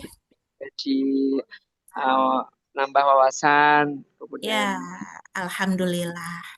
bagi pribadi saya khususnya dan tentu nanti menjadi jariah kalau kemudian pemahaman ini bisa kita tularkan kepada rekan-rekan. Kebetulan kan kita kan juga punya komunitas-komunitas yang peduli lah terhadap apa penampilan dalam hal ini adalah bagaimana kita punya kulit wajah yang sehat dan eh, terbebas dari tadi yang Iya benar, berbahaya. benar, benar. Karena memang di sekitar kita kita harus akui masih sangat rendah tentang pemahaman Mm-mm. dengan Iya kemudian yang memang masih sangat rendah sebaliknya. sekali. Itu faktanya, memang itu faktanya seperti itu. Karena memang gempuran produk-produk yang tadi dokter sampaikan itu ada di sekitar kita sangat dekat dengan kita. Setiap harinya menggempur kita sehingga kita sebenarnya edukasi seperti ini menjadi sangat penting sehingga bisa membedakan dengan cermat dan teliti dan tepat mana sih yang sebenarnya kemudian justru menjadi bumerang buat kita. Karena yang kita lihat Ya, memang Masya Allah. terpaparkan tadi persis itu keadaan realnya di sekitar kita kayak tadi. Iya. Iya, Ya, karena memang mudah-mudahan pasar. bisa bisa mengedukasi di Lombok ya nanti ya ya. Ya, saya juga sempat sampaikan sama Om Linda, saya menjadi awal disampaikan Om Linda dengan Mm-mm. eh, bahasa yang sederhana itu saya sudah mulai menggeliat untuk wah ini menjadi penting ini bukan sekedar pada produknya saja tetapi kan kita ada jangka panjang yang bisa abadan lah bukan hanya dunia gitu. Tapi Iya, Alhamdulillah. berkelanjutan kan tujuan kita sebenarnya seperti itu. Kalau dunianya kan sudah pasti tapi kan memberikan edukasi yang panjang yang kemudian nanti orang menjadi mengerti dan menjadi bijak gitu kan menjadi Iya, iya, satu yang iya. menjadi kepuasan pribadi lah kemudian Iya, iya. ya, ya harapannya menjadi jariah kita kan menjadi pemahaman Amin, amin ya Robbal Alamin. nggih nggih dok jazakillah sudah mendapatkan pencerahan hari ini mudah-mudahan nanti bisa berkelanjutan dok nggih sila Assalamualaikum warahmatullahi wabarakatuh. Waalaikumsalam warahmatullahi wabarakatuh. Waalaikumsalam. Baik, terima kasih Kak Siti Holiatun. Baik, selanjutnya kita lanjut ke pertanyaan selanjutnya. Ini kita baca dari kolom komentar dulu ya. Di sini ada yang bertanya dari Kak Nur. Izin bertanya dokter, apakah bisa menggunakan minyak zaitun untuk melembabkan wajah dan apakah aman? Karena saya pernah melihat kakak tingkat saya ada yang pakai minyak zaitun sebagai rangkaian skincare-nya sebelum tidur. Untuk minyak zaitunnya merek lokal yang mudah ditemukan di minimarket, dokter.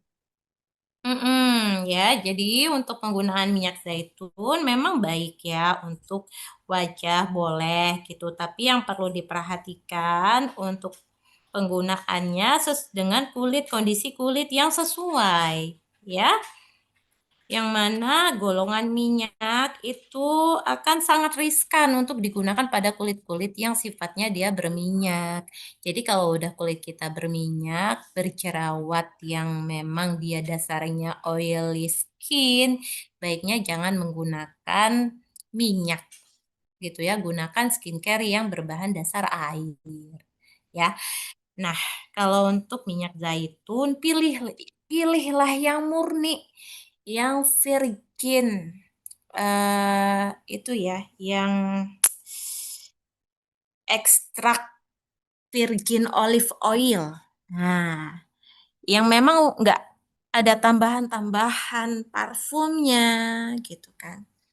Kenapa? Karena tadi parfum itu sifatnya dapat bikin kulit jadi fotosensitif, jadi malah teriritasi, malah takutnya nanti muncul beruntusan segala macam gitu kan. Ya, kita ngelihat orang lain kok bagus pakai itu, kok nggak ada keluhan, tapi belum tentu sesuai dengan kulit kita. Jadi ya sesuaikan dengan kulitnya. Kalau kulitnya memang normal ya, atau bahkan dia kering, ya nggak ada masalah pakai minyak zaitun. Tapi tadi pilih yang memang murni ya, ekstrak virgin olive oil itu tadi, tanpa ada tambahan apapun. Ya, dan juga hati-hati dengan kehigienisannya ya. Kemudian juga hindari penggunaannya pada kulit-kulit yang dia tipe berminyak gitu sih. Oke, baik. Terima kasih, dokter. Semoga menjawab pertanyaan dari Kak Nuf ya. Selanjutnya, ada pertanyaan lagi, dokter, dari Kak Olivia. Izin bertanya, kalau habis pakai eksfoliasi di malam hari, apakah boleh langsung menggunakan krim malam, dokter? Dan apakah aman, dokter? Pakai eksfoliasinya di siang. Di malam hari, dokter. Oh, habis itu pakai lagi krim malam. Iya. Ya. Iya, jadi untuk produk-produk eksfoliasi ya, yang sifatnya mengeksfoliasi itu kan termasuk ke dalam yang golongannya agresif gitu. Tandanya apa ya? Dia bisa mengiritasi kulit. Tadi saya bilang apa? Selalu seimbangkan penggunaannya dengan produk yang calming, yang melembabkan, yang dapat meredakan radang ya, menenangkan kulit lah gitu istilahnya. Kalau udah dieksfoliasi ya jangan tambah lagi dengan krim-krim yang sifatnya agresif lagi. Ya tergantung ya, ini tadi kita nggak tahu ya, kandungannya juga harus dilihat lagi. Kalau udah eksfoliasi itu namanya eksfoliasi gitu kan dia, ya udah pastinya kan dia termasuk ke golongan yang agresif. Terus dia pakai krim malamnya krim malam apa nih? Kalau krim malam itu kan identik dengan whitening, brightening gitu kan? Gitu. Kalau emang krim malamnya cuma kayak, gimana? Yang whitening, Mbak, misalnya Mm-mm. abis eksfoliasi itu pakai krim malam yang whitening gitu. Oke, whitening ya. Iya, whitening. Untuk krim malam whitening ya, yang mana kita tadi udah lihat di table, zat-zat aktif yang terkandung di dalam whitening rata-rata itu dia kandungannya dia agresif. Artinya apa? Artinya tadi sama. Dapat memacu iritasi pada kulit. Jadi baiknya jangan dibarengkan. Kalau udah pakai eksfoliasi nanti pakailah dulu produk yang untuk calming. Ini misalnya moisturizer yang mengandung aloe vera extract, Setting ceramide. gel. Jadi biar kulitnya calming dulu. Nanti besoknya kalau udah kemarin ya eksfoliasi, barulah besoknya pakai lagi mungkin krim malamnya. Jadi jangan dimarengin ya. Takutnya apa? Takutnya tadi jadi over. Jadi malah dia over eksfoliasi, akibatnya malah teriritasi. Gitu. Baik, baik, dokter. Satu lagi, Bu Dokter, kalau Boleh. seandainya bagaimana? Gimana? Pakai retinol bagaimana itu? Pakai retinol. Oke, retinol ya. Retinol, kalau yang namanya retinol tetap dia ada efek iritatifnya itu tinggi gitu. Jadi kalau mau pakai retinol tadi jangan dipakai setiap hari. Ya, pakailah dia mungkin sepekan 2 kali itu udah cukup. Karena apa? Karena banyak kasus di klinik saya, pasien pakai retinol setiap hari mukanya iritasi merah, perih, panas. Ya, udah pakai retinol, pakai lagi krim malam whitening. Pakai lagi produk eksfoliasi. Jangan dibarengin, diselang-seling. Misalnya hari ini pakai retinol, besoknya pakai krim malam. Mungkin besoknya mau eksfoliasi. Nah, antara retinol dan eksfoliasi, jangan dia hari ini retinol, besok eksfoliasi, jangan. Harus Dikasih jarak. dibedakan. Dikasih jarak ya. Jadi misalnya hari ini pakai eksfoliasi, kasihlah jarak 2 hari, baru pakai retinol. Gitu sih kalau menurut saya itu untuk mencegah over eksfoliasi. Karena retinol juga kan dia sifatnya iritatif ya, khawatirnya terjadi iritasi gitu loh kulitnya. Itu ya. Ya, baik dokter. Terima kasih dokter. Iya, sama-sama. Oke, baik. Selanjutnya kita di sini ada yang mengaktifkan fitur raise hand ya dokter ya dari Kak Dara. Untuk Kak Dara, dipersilakan Kak. Assalamualaikum warahmatullahi wabarakatuh. Terima kasih atas kesempatannya. Izin bertanya, dokter. Saya mau bertanya tentang bagaimana cara tips mencuci muka yang benar gitu. Karena saya pernah dengar dari teman saya, katanya cara mencuci muka yang benar itu adalah ketika kita bangun tidur, benar-benar pas bangun tidur tuh pas muka kita masih natural-naturalnya, itu kita langsung cuci muka. Nah, pas cuci muka itu kita harus diemin dulu selama 2 sampai 4 menit. Nah, terserah tuh 2 sampai 4 menit itu kita mau sikat gigi dulu atau mau ngapain, pokoknya didiemin dulu. Habis itu baru dibilas dengan air mengalir. Tapi ada juga yang bilang katanya kalau cuci muka itu jangan pas baru banget bangun tidur, karena kalau cuci muka pas baru banget bangun tidur itu bisa menghilangkan kadar minyak alami di dalam wajah kita gitu, katanya sih gitu. Jadi malah Iya. bikin kulit kita jadi kering. Nah, jadi sebenarnya cara mencuci muka yang benar itu seperti apa? Itu pertanyaan yang pertama. Lalu pertanyaan yang kedua, sebenarnya penggunaan retinol itu seberapa urgent sih dok? Karena aku pernah baca juga ya di TikTok gitu, di postingan salah satu influencer lah, dia bilang katanya sebelum kita menginjak usia 30 itu kita wajib pakai retinol gitu. Itu aja sih dok, terima kasih. Iya, sama-sama. Oke, langsung dijawab ya. Jadi masalah cuci muka. Gitu ya. Sebenarnya yang perlu diperhatikan untuk permasalahan mencuci muka, yang pertama adalah sabunnya dulu. Oke? Karena kandungan di sabunnya itulah yang akan berpengaruh pada kulit kita akan semakin sehat atau akan semakin kering. Gitu ya. Pilih sabunnya yang benar. Nah, gimana cara pilih sabun yang benar? Cari yang kandungannya tidak mengandung SLS atau SLIS dan yang tidak mengandung alkohol, tidak mengandung parfum berlebih. Oke, pilih yang dia konsistensinya cair, ya. Hindari yang ada scrubnya atau yang bentuknya foam, bahkan yang ada aplikatornya itu, yang kayak sikat. Kemudian yang berbentuk batang. Pilih yang gentle, yang pH-nya itu asam. Atau 5,5 yang sesuai dengan pH kulit wajah. Kenapa saya lebih tekankan di pemilihan sabunnya? Karena ya itu yang nanti akan berpengaruh di kulit kita gitu loh. Karena pemilihan sabun yang tidak tepat itulah yang akan merusak skin barrier kulit kita. Ya, kalau sabunnya terlalu banyak deterjen, apalagi kita aplikasikannya tadi sampai 2 sampai 4 menit didiamkan, ya udah skin barrier kulitnya akan cepat rusak. Kenapa? Karena skin barrier kulit itu dia komposisinya terdiri dari minyak dan lemak. Ya ibaratnya kayak piring yang kotor, yang banyak lemaknya, kita cuci pakai sunlight gitu kan langsung keset. Nah, tanda-tandanya kulit yang skin barrier kulitnya rusak itu kalau dicuci muka langsung kayak berasa keset, kencang, dan ketarik. Gitu ya. Kalau udah mulai ngerasain tanda-tanda itu segera koreksi penggunaan sabun cuci mukanya itu udah tepat atau belum. Kemudian cara nyucinya, cara mencuci muka yang tepat itu ya sebenarnya sih nggak ada aturan ya. Harus pas bangun tidur banget, harus ditunggu dulu, nggak ada aturan. Kenapa? Karena ya kita sebagai muslimah itu kan subuh pasti wudhu kan. Pasti kita mencuci muka gitu kan. Nah, nggak apa-apa. Yang penting mencuci wajah itu jangan terlalu sering. Nih misalnya setiap mau wudhu kita cuci muka.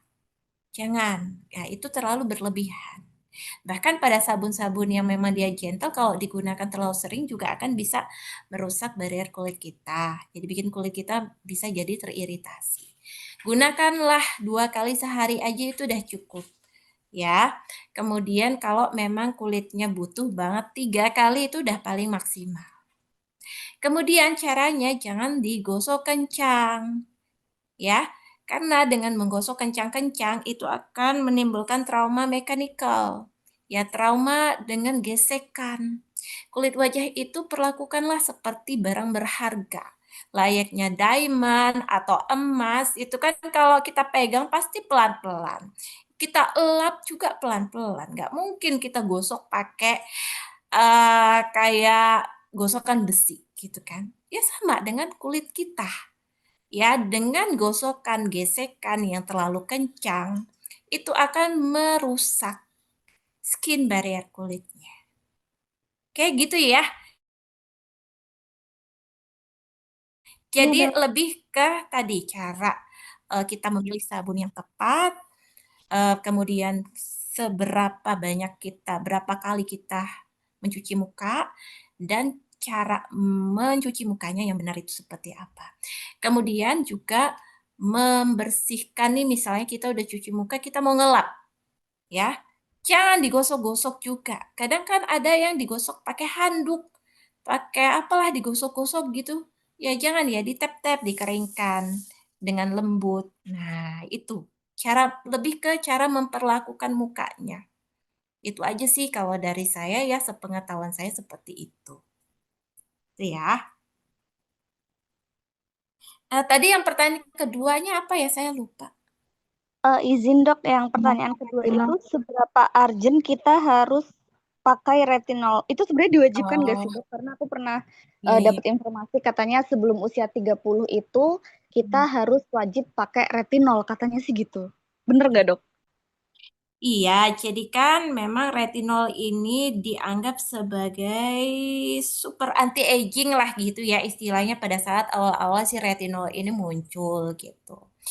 Jadi ya memang di usia-usia mendekati 30 itu udah masuk masa pre-aging memang.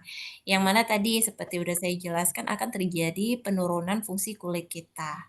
Tujuannya mungkin penggunaan retinol ini untuk membantu supaya kulit itu nggak cepat mengalami aging gitu kan, karena kan dia sifatnya kan meregenerasi sel kulit gitu kan. Ya tapi nggak, kalau dibilang wajib enggak ya, kembali lagi ke kebutuhan kulit ya. Kalau misalnya kondisi kulitnya kering, kita paksain pakai retinol apa enggak nambah iritasi gitu kan. Sedangkan yang namanya retinol itu memang efek iritatifnya masih sangat tinggi gitu. Nah, di sini kita harus lebih bijak sih untuk pemilihan kandungan-kandungan aktif yang ada di dalam produk skincare yang mau kita pakai. Kalau di Muffin kita nggak mewajibkan, misalnya usia segini harus wajib pakai niacinamide, usia segini harus wajib pakai retinol, enggak. Yang diwajibkan itu untuk perawatan wajah yang minimal banget harus dipakai adalah yang namanya tadi basic skincare. Oke, ya, tadi alasan-alasannya udah dijelaskan ya, karena basic skincare itu akan dapat memperkuat pondasi kulit, membuat barrier kulit menjadi lebih sehat, itu. Kemudian juga kita mengedukasi dengan cara tadi, konsep 4T, yang mana akan membantu teman-teman dalam pemilihan produk skincare yang tepat. Adapun kandungan zat aktif itu, ya memang ada beberapa yang dibutuhkan sesuai dengan kasusnya, permasalahannya apa, gitu ya. Jadi sebenarnya dengan pemakaian basic skincare aja, teman-teman harus tahu itu juga sudah cukup kok untuk perawatan kulit harian. Nah, tergantung nanti kembali lagi di permasalahan kulit masing-masing, apa yang harus dipakai. Jadi kalau ditanya wajib atau enggak, ya saya jawabannya enggak wajib. Gitu ya. Oke, baik. Terima kasih Dokter Aditya. Semoga menjawab pertanyaan dari Kak Dara ya. Iya, terima Dok, kasih mau dokter. mau tanya, Dok. Oke, Ya, baik. Halo? Itu tadi yang maaf sebelumnya ya dokter, itu tadi yang dokter bilang tadi mencuci muka itu Pak yang pertama kali itu pakai sabun dokter. mm-mm. Gimana, Terus gimana? nanti habis tadi urutan mencuci muka pakai sabun itu yang pertama itu sabun dulu atau apa tuh kayak toner dulu atau Oke. mic cleanser dulu apa gimana? Iya, jadi tadi kan konteksnya kan tadi nanyain pencuci wajah ya, ya. Nah, kalau misalnya menggunakan produk double cleansing nih, misalnya ada produk pembersih lain atau double cleansing. Ya. Double cleansing itu fungsinya untuk membersihkan wajah lebih mendalam. Nah, itu urutannya boleh menggunakan tadi ini misalnya punya produk cleanser dulu atau punya produk micellar water ya boleh nggak apa-apa. Silahkan pakai dulu itu micellar waternya atau mic cleansernya terlebih dahulu, barulah dicuci wajahnya menggunakan sabun. Nah itu tahapan kalau double cleansing gitu. Ya, ya. Gitu Baik, ya. dok. Iya, ya. Baik. Makasih, dokter. Iya, sama-sama. Oke, baik. Selanjutnya, Dokter, ini ada yang bertanya dari Kak Lukman. Bagaimana jika kita menggunakan skincare untuk merawat wajah kita dan mungkin pemakaiannya hanya sesekali karena biaya hingga memakai skincare-nya hanya sesekali aja. Nah, apakah Mm-mm. skincare itu bisa cuma kita pakai sekali kemudian stop, nunggu problemnya datang lagi, baru kita pakai lagi gitu, Dok? Mm-mm. Iya, oke. Jadi, kalau untuk penggunaan skincare itu memang baiknya dipakai setiap hari dong ya Kak ya. Karena setiap hari tentunya kulit kita akan terpapar dengan UV, ya, sinar matahari, ya, radiasinya. Itu kan ada setiap harinya. Sedangkan yang membuat problem di kulit itu kan ya utamanya dari paparan UV tadi, ya makanya kita pakailah setiap hari pakai sunscreen ya. Kemudian juga setiap hari kita akan terpapar dengan debu-debu, kotoran kalau misalnya kita keluar. Ada juga kotoran yang dari keringat kita mungkin ya, dari aktivitas tubuh kita ini akan menghasilkan sekresi-sekresi gitu yang akan bikin kulit kita menjadi lebih kotor ya tentunya kita butuh pembersih wajah ya misalnya facial foam mungkin ya itu makanya untuk sederhananya penggunaan harian itu ya basic aja udah itu minimal banget untuk perawatan harian usahakan. Nah, kalau untuk yang lain-lainnya ya kalau misalnya pas lagi bisa pakai ya pakai gitu. Tapi minimal banget lah basic, Kak. Jadi memang harus wajib dipakai setiap hari ya. Jangan sampai nunggu ada problem dulu. Karena kita itu mindsetnya kalau bisa harus mencegah. Mencegah itu lebih baik daripada mengobati. Karena kalau udah telanjur ada misalnya fleknya, itu akan lebih sulit penanganannya dibandingkan dengan kita pencegahan gitu loh ya. Jadi seperti itu. Mudah-mudahan bisa difahami ya. Oke, baik. Terima kasih, Dokter. Semoga menjawab pertanyaan dari Kak Lukman ya. Selanjutnya, di sini ada yang bertanya dari Kak Hikmah, Dokter. Bagaimana cara dokter untuk mengedukasi klien yang bandel saat dikasih tahu bahwa pemakaian krim abal-abal itu berbahaya, Dokter? Dan terkadang nggak sabaran saat menggunakan krim natural ataupun krim Bepom, mengingat sekitar, terkadang ada orang sekitar kita yang memakai krim tersebut dan agak sulit untuk diedukasi, Dokter. Jadi ini tadi gimana? Coba bisa diulang lagi Mbak pertanyaannya. Bagaimana cara Eh, dokter untuk mengedukasi Oh, klien dokter? mengedukasi. Iya. Oke. Oke, iya. Kalau untuk mengedukasi itu ya setiap orang punya caranya sendiri-sendiri ya. Tentunya saya tegesin aja. Kalau saya tegesin aja. Ya, kalau kira-kira orangnya itu udah memang benar-benar nggak bisa diedukasi, ya udah silahkan lanjutkan dengan krimnya dia gitu. Tapi ya jangan datang ke saya kepengen minta nanti misalnya dia udah rusak mukanya, jangan nanti datang ke saya minta cepet dipulihkan. Nggak bisa. Ya saya jelaskan aja fakta-faktanya yang akan terjadi. Ini misalnya krimnya, misalnya saya udah jelas banget beliau memang pakai krim yang abal-abal, misalnya pasiennya udah bilang, oh saya itu pakai krim ini loh. Ya udah saya liatin dong faktanya ini loh, Bun, krimnya itu udah ketangkepan BPOM, dia menggunakan merkuri. Nah, sedangkan merkuri itu kan nggak baik. Ada loh pasien yang udah saya bilang kayak gitu tuh tetap kekeh mau pakai karena memang dia bilang kulitnya itu kalau nggak pakai merkuri ya nggak akan putih-putih gitu. Ya udah kalau udah kayak gitu ya memang udah ngeblok dia nggak bisa diedukasi lagi ya silahkan dilanjutkan. Nanti suatu saat biasanya beliau akan kembali lagi dengan kasus kerusakan kulit, gitu loh. Nah, jadi ya gampang aja sih kalau untuk mengedukasi, kita kasih aja fakta-faktanya, kita liatin nih misalnya krim ini, oh iya ternyata dia memang krim yang mengandung merkuri gitu, atau krim yang mengandung racikan obat ya. Efeknya kalau dipakai jangka panjang bisa seperti ini. Edukasilah sesuai dengan faktanya aja. Dan kalau saya memang lebih suka ditegesin ya, misalnya Bunda harus berhenti ya Bun, jangan dipakai lagi krimnya. Nah, kemudian memang kalau misalnya berhenti akan ada yang namanya masa kritis. Pasti akan ada muncul beruntusan. Biasanya pasien itu kalau datang dia udah sedikit paham gitu apa yang akan terjadi karena pada saat saya menjelaskan juga dia kayak oh iya benar ya. Memang benar dok pada saat saya hentikan krimnya itu 3 hari terjadi beruntusan benar seperti yang dokter katakan gitu. Nah kalau dia udah menerima seperti itu akan lebih mudah beliau untuk kita arahkan ke arah yang benar. Seperti itu ya.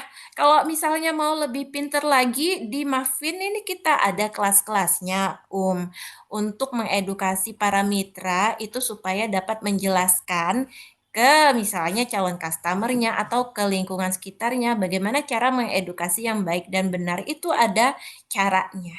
Nah, jadi mitra Mafin dulu nanti insya Allah akan diajarin gitu ya. Oke, baik, terima kasih dokter. Masya Allah di sini masih banyak pertanyaan ya dokter ya. Mungkin kita bisa lanjut. Di sini ada pertanyaan dari Kak Isra. Assalamualaikum dokter, izin bertanya, berapa lama penggunaan moisturizer diberikan sebelum pemberian jenis skincare lain seperti anti akne dokter? Mm-mm. Maksudnya berapa lama nih? Gimana ya? Iya, eh, kalau dari sini berapa lama penggunaan moisturizer diberikan sebelum pemberian Oh, jenis mungkin kalau skincare anti akne? misalnya dia ini ya, kulit kering tapi berjerawat gitu kan. Iya, mungkin bisa seperti itu Iya, dokter. kalau saya bilang kalau untuk moisturizer ya digunakan terus ya, digunakan terus. Ini misalnya kulitnya itu awalnya ada iritasi ya, kering, ngelupas, tapi ada jerawatnya juga. Kasihlah moisturizer gitu kan. Oh, kulitnya ternyata dikasih moisturizer udah lembab. Nah, sekarang kita kepengen membantu merawat jerawatnya. Moisturizer tetap digunakan sambil ditambahkan produk yang untuk anti akne gitu loh. Ya. Nah, jadi tetap dipakai terus yang namanya moisturizer. Oke, baik dokter. Kemudian untuk plan selanjutnya, untuk produk muffin, apakah aman untuk ibu hamil dan menyusui, dokter? Iya, tadi kan udah saya jelaskan ya. Produk muffin insya Allah aman digunakan untuk bumil. Jadi bumil itu jangan nggak mau pakai skincare, ya. Pakai. Insya Allah muffin aman, menyusui aman ya sampai udah punya cucu juga insya Allah aman. Kemudian pada penderita kanker dan autoimun sekalipun insya Allah masih aman digunakan. Masya Allah. Oke, baik dokter. Selanjutnya, untuk kasus flek hitam dan kulit kering, berapa lama dokter untuk pemakaian basic skincare yang digunakan? Gimana untuk kasus flek hitam dan flek kulit hitam? kering. Iya. Berapa lama basic skincare itu digunakan, dokter?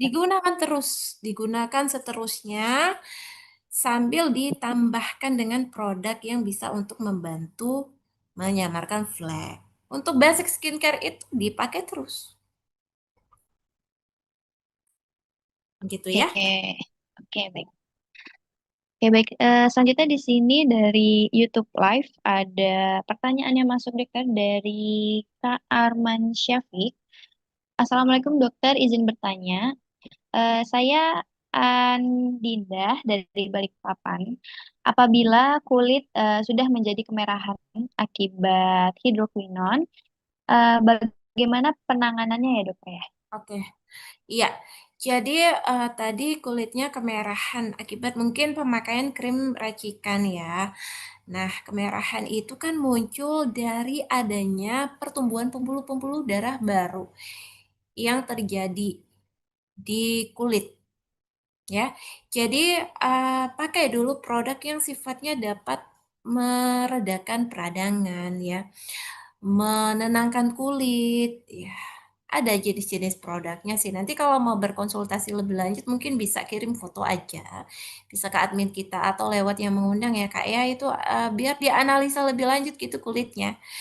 Ya tadi caranya dengan menggunakan produk yang dapat membantu memperkuat barrier kulit dulu. Ya, merahnya itu kalau udah teleangiektasis memang susah.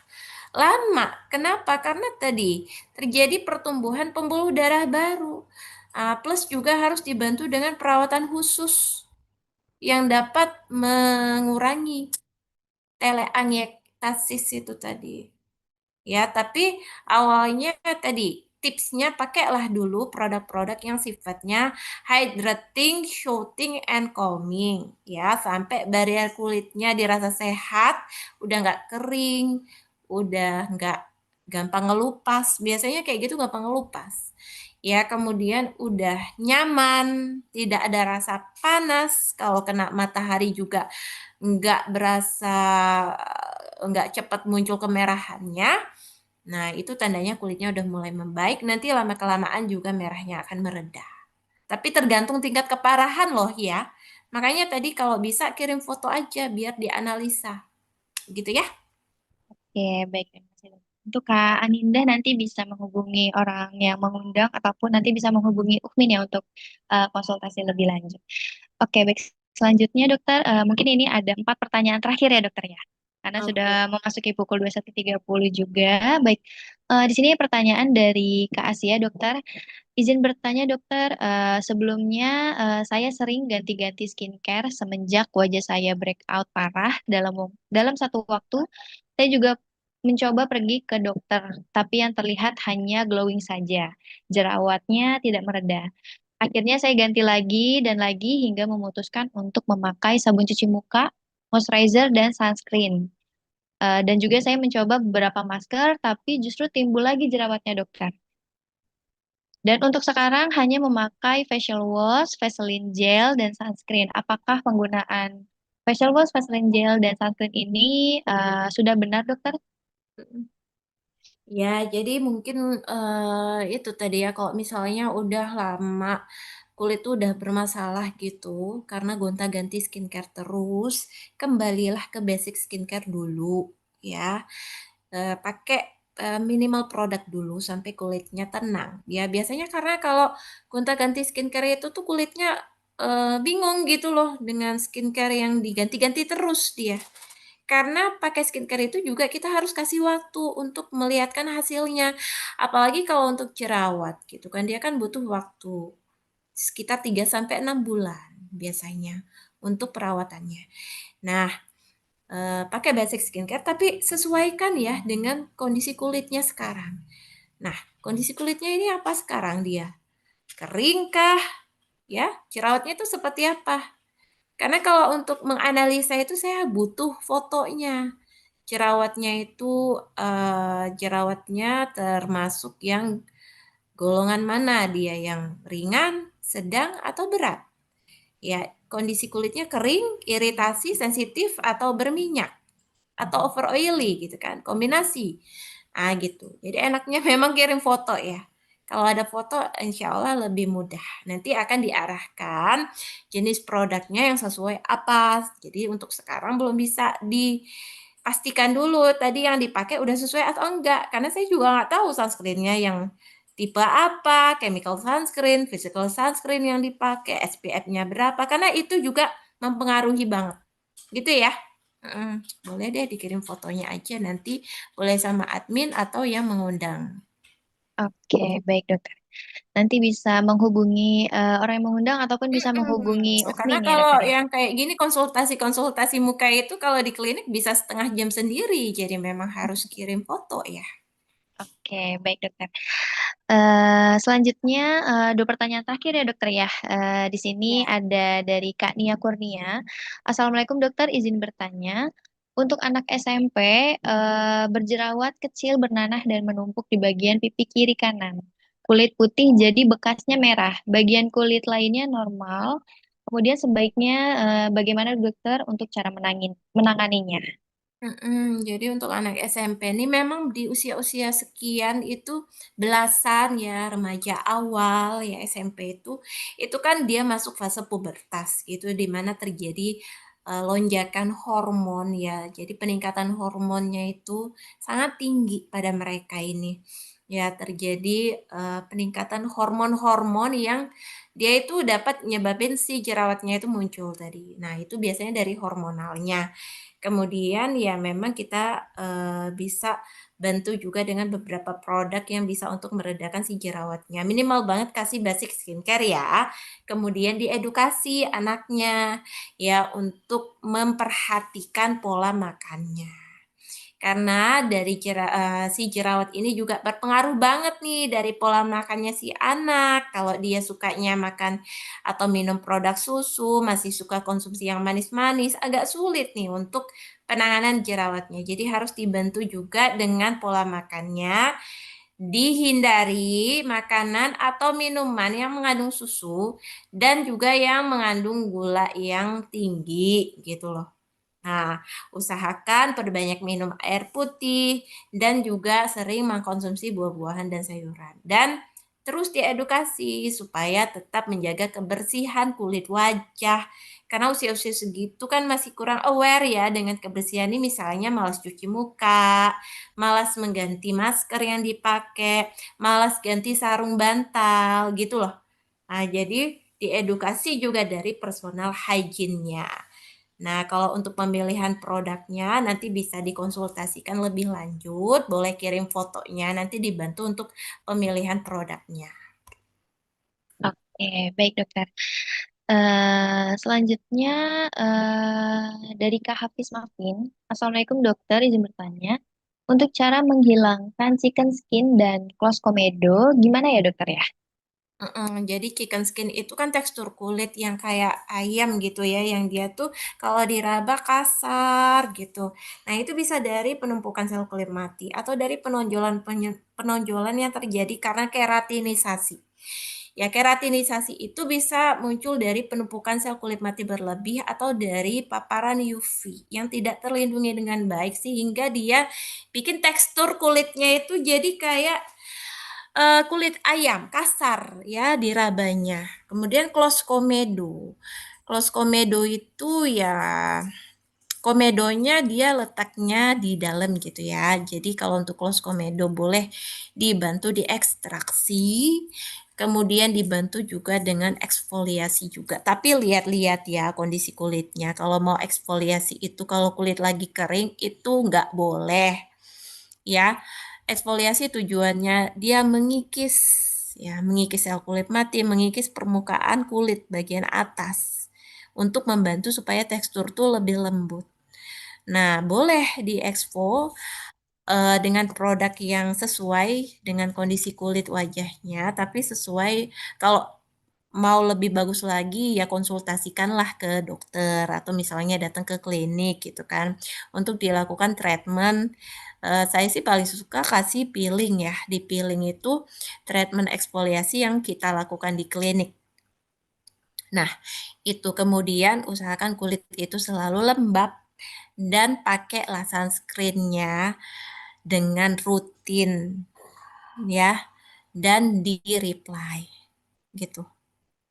Oke, baik dokter, terima kasih. Selanjutnya ini pertanyaan terakhir ya dokter ya dari Kadara. Menutup saya tanya pertanyaan ini, pertanyaannya sebagai berikut dokter. Izin bertanya lagi, kadang kita nggak sabaran untuk menunggu efek dari penggunaan skincare dokter. Akhirnya memilih untuk melakukan treatment untuk mengatasi permasalahan kulit tersebut agar efeknya lebih cepat dari skincare. Nah, apakah treatment ini baik dokter? Mm-mm. Treatment, oke. Jadi gini, jadi kalau untuk perawatan kulit itu 80%-nya dari skincare ya, karena yang kita pakai setiap hari itu skincare. Treatment itu kontribusinya 20%. Kalau ditanya lebih bagus skincare atau treatment, ya skincare, karena skincare itu yang memang kita butuh pakai sehari-hari. Kalau kita treatment doang, kita nggak skincarean, itu juga nggak akan berhasil gitu. Tapi kalau misalnya kita udah skincarean, kita treatment juga, dan dicatat ya treatmentnya ini ya memang dilakukan dikonsultasikan dulu sesuai dengan kebutuhan kulitnya, ya itu lebih bagus gitu ya. Untuk treatment, kalau untuk ini apa standarnya boleh dilakukan sebulan sekali ya, menyesuaikan dengan siklus pergantian sel kulit yang mana rata-rata tuh kan pergantian sel kulit kita tuh sekitar 14 sampai 28 hari gitu ya. Jadi boleh dilakukan 1 bulan sekali untuk treatment di klinik. Dan tipsnya treatment lah ke klinik yang memang dia bukan klinik abal-abal gitu ya. Karena sekarang banyak banget kan kasus perawatan-perawatan kulit yang dilakukan oleh orang yang tidak berkompetensi di bidangnya gitu loh. Malah kulitnya malah jadi hancur, rusak, bahkan sampai malpraktek segala macam gitu ya. Udah banyak klinik, carilah klinik yang memang sudah ada izin operasionalnya, dokternya memang ada kompetensi di bidang tersebut. Nah, itu insya Allah akan lebih aman gitu ya. Oke, baik. Terima kasih banyak dokter atas sharingnya pada malam hari ini. Untuk pertanyaan dari Kak Dara, menutup sesi tanya jawab kita pada malam hari ini ya. Baik, Alhamdulillah. Tidak terasa kita sudah sampai di penghujung acara. Terima kasih yang sebesar-besarnya kami sampaikan kepada seluruh peserta yang telah mengikuti webinar ini dari awal hingga akhir. Secara khusus juga kami ucapkan jazakillah khairan kepada Dr. Adesti atas ilmu, waktu, dan penjelasannya yang sangat bermanfaat. Semoga apa yang disampaikan pada hari ini bisa menjadi amal jariah dan membawa kebaikan untuk kita semua. Semoga materi hari ini bisa menjadi pengingat bagi kita untuk lebih berhati-hati dalam memilih skincare, lebih memahami kesehatan kulit, dan tentunya semakin bijak dalam merawat amanah tubuh yang Allah titipkan. Oke, baik Boleh sebelum kita disambung. benar-benar mengakhiri acara, saya izin memberikan informasi dan membuka promo serta challenge yang menarik untuk peserta yang hadir pada malam hari ini. Untuk teman-teman, jika ada yang tertarik untuk join sebagai mitra atau member dari Maven Skincare, bisa banget untuk memanfaatkan promonya pada malam hari ini. Khusus ya, untuk peserta yang hadir pada malam hari ini, hanya dengan pembelian facial foam, itu sudah bisa menjadi member senilai 90.000 dan sudah free ongkir loh teman-teman untuk pengiriman ke seluruh Indonesia. Untuk promonya berlaku hanya sampai 2 Desember 2025. Dan benefit dari join member Mavin ini tentunya akan mendapatkan akses grup eksklusif konsultasi kecantikan bersama dengan Dr. Adisti dan Dr. Fauzi secara langsung. Kemudian selanjutnya juga saya ingin menginfokan kita mengadakan giveaway eksklusif khusus untuk peserta Zoominar pada malam hari ini. Untuk caranya sangat mudah banget untuk teman-teman cukup posting foto ataupun rangkuman versi kalian dari materi malam ini dan juga jangan lupa untuk follow dan tag Instagram Maven Skincare Official dan Maven Community. Kemudian Uhmin akan tunggu postingannya yang postingan terbaik ya teman-teman sampai Kamis 2 Desember 2025. Dan insya Allah akan dipilih satu pemenang beruntung yang akan mendapatkan free trial produk Mavin yang senilai 145.000 gratis plus konsultasi cantik bareng beauty konsultan Mavin. Jadi jangan sampai ketinggalan ya teman-teman ya untuk promo dan juga challenge giveaway-nya. Untuk selanjutnya kita juga mengucapkan sekali lagi terima kasih kepada teman-teman atas partisipasinya. Kami juga mohon maaf bila dalam penyampaian acara terdapat kekurangan baik dari teknis maupun dalam tutur kata. Insya Allah kita akan bertemu kembali di sesi edukasi berikutnya dengan tema yang mungkin tidak kalah menarik lagi. Terakhir, mari kita tutup acara ini dengan mengucapkan doa kafaratul majelis. Subhanakallahumma wa bihamdika, asyhadu alla ilaha illa anta, astaghfiruka wa atubu ilaik. Saya Alia Tasya pamit undur diri. Wassalamualaikum warahmatullahi wabarakatuh. Waalaikumsalam warahmatullahi wabarakatuh. Terima kasih dokter, terima kasih Kak.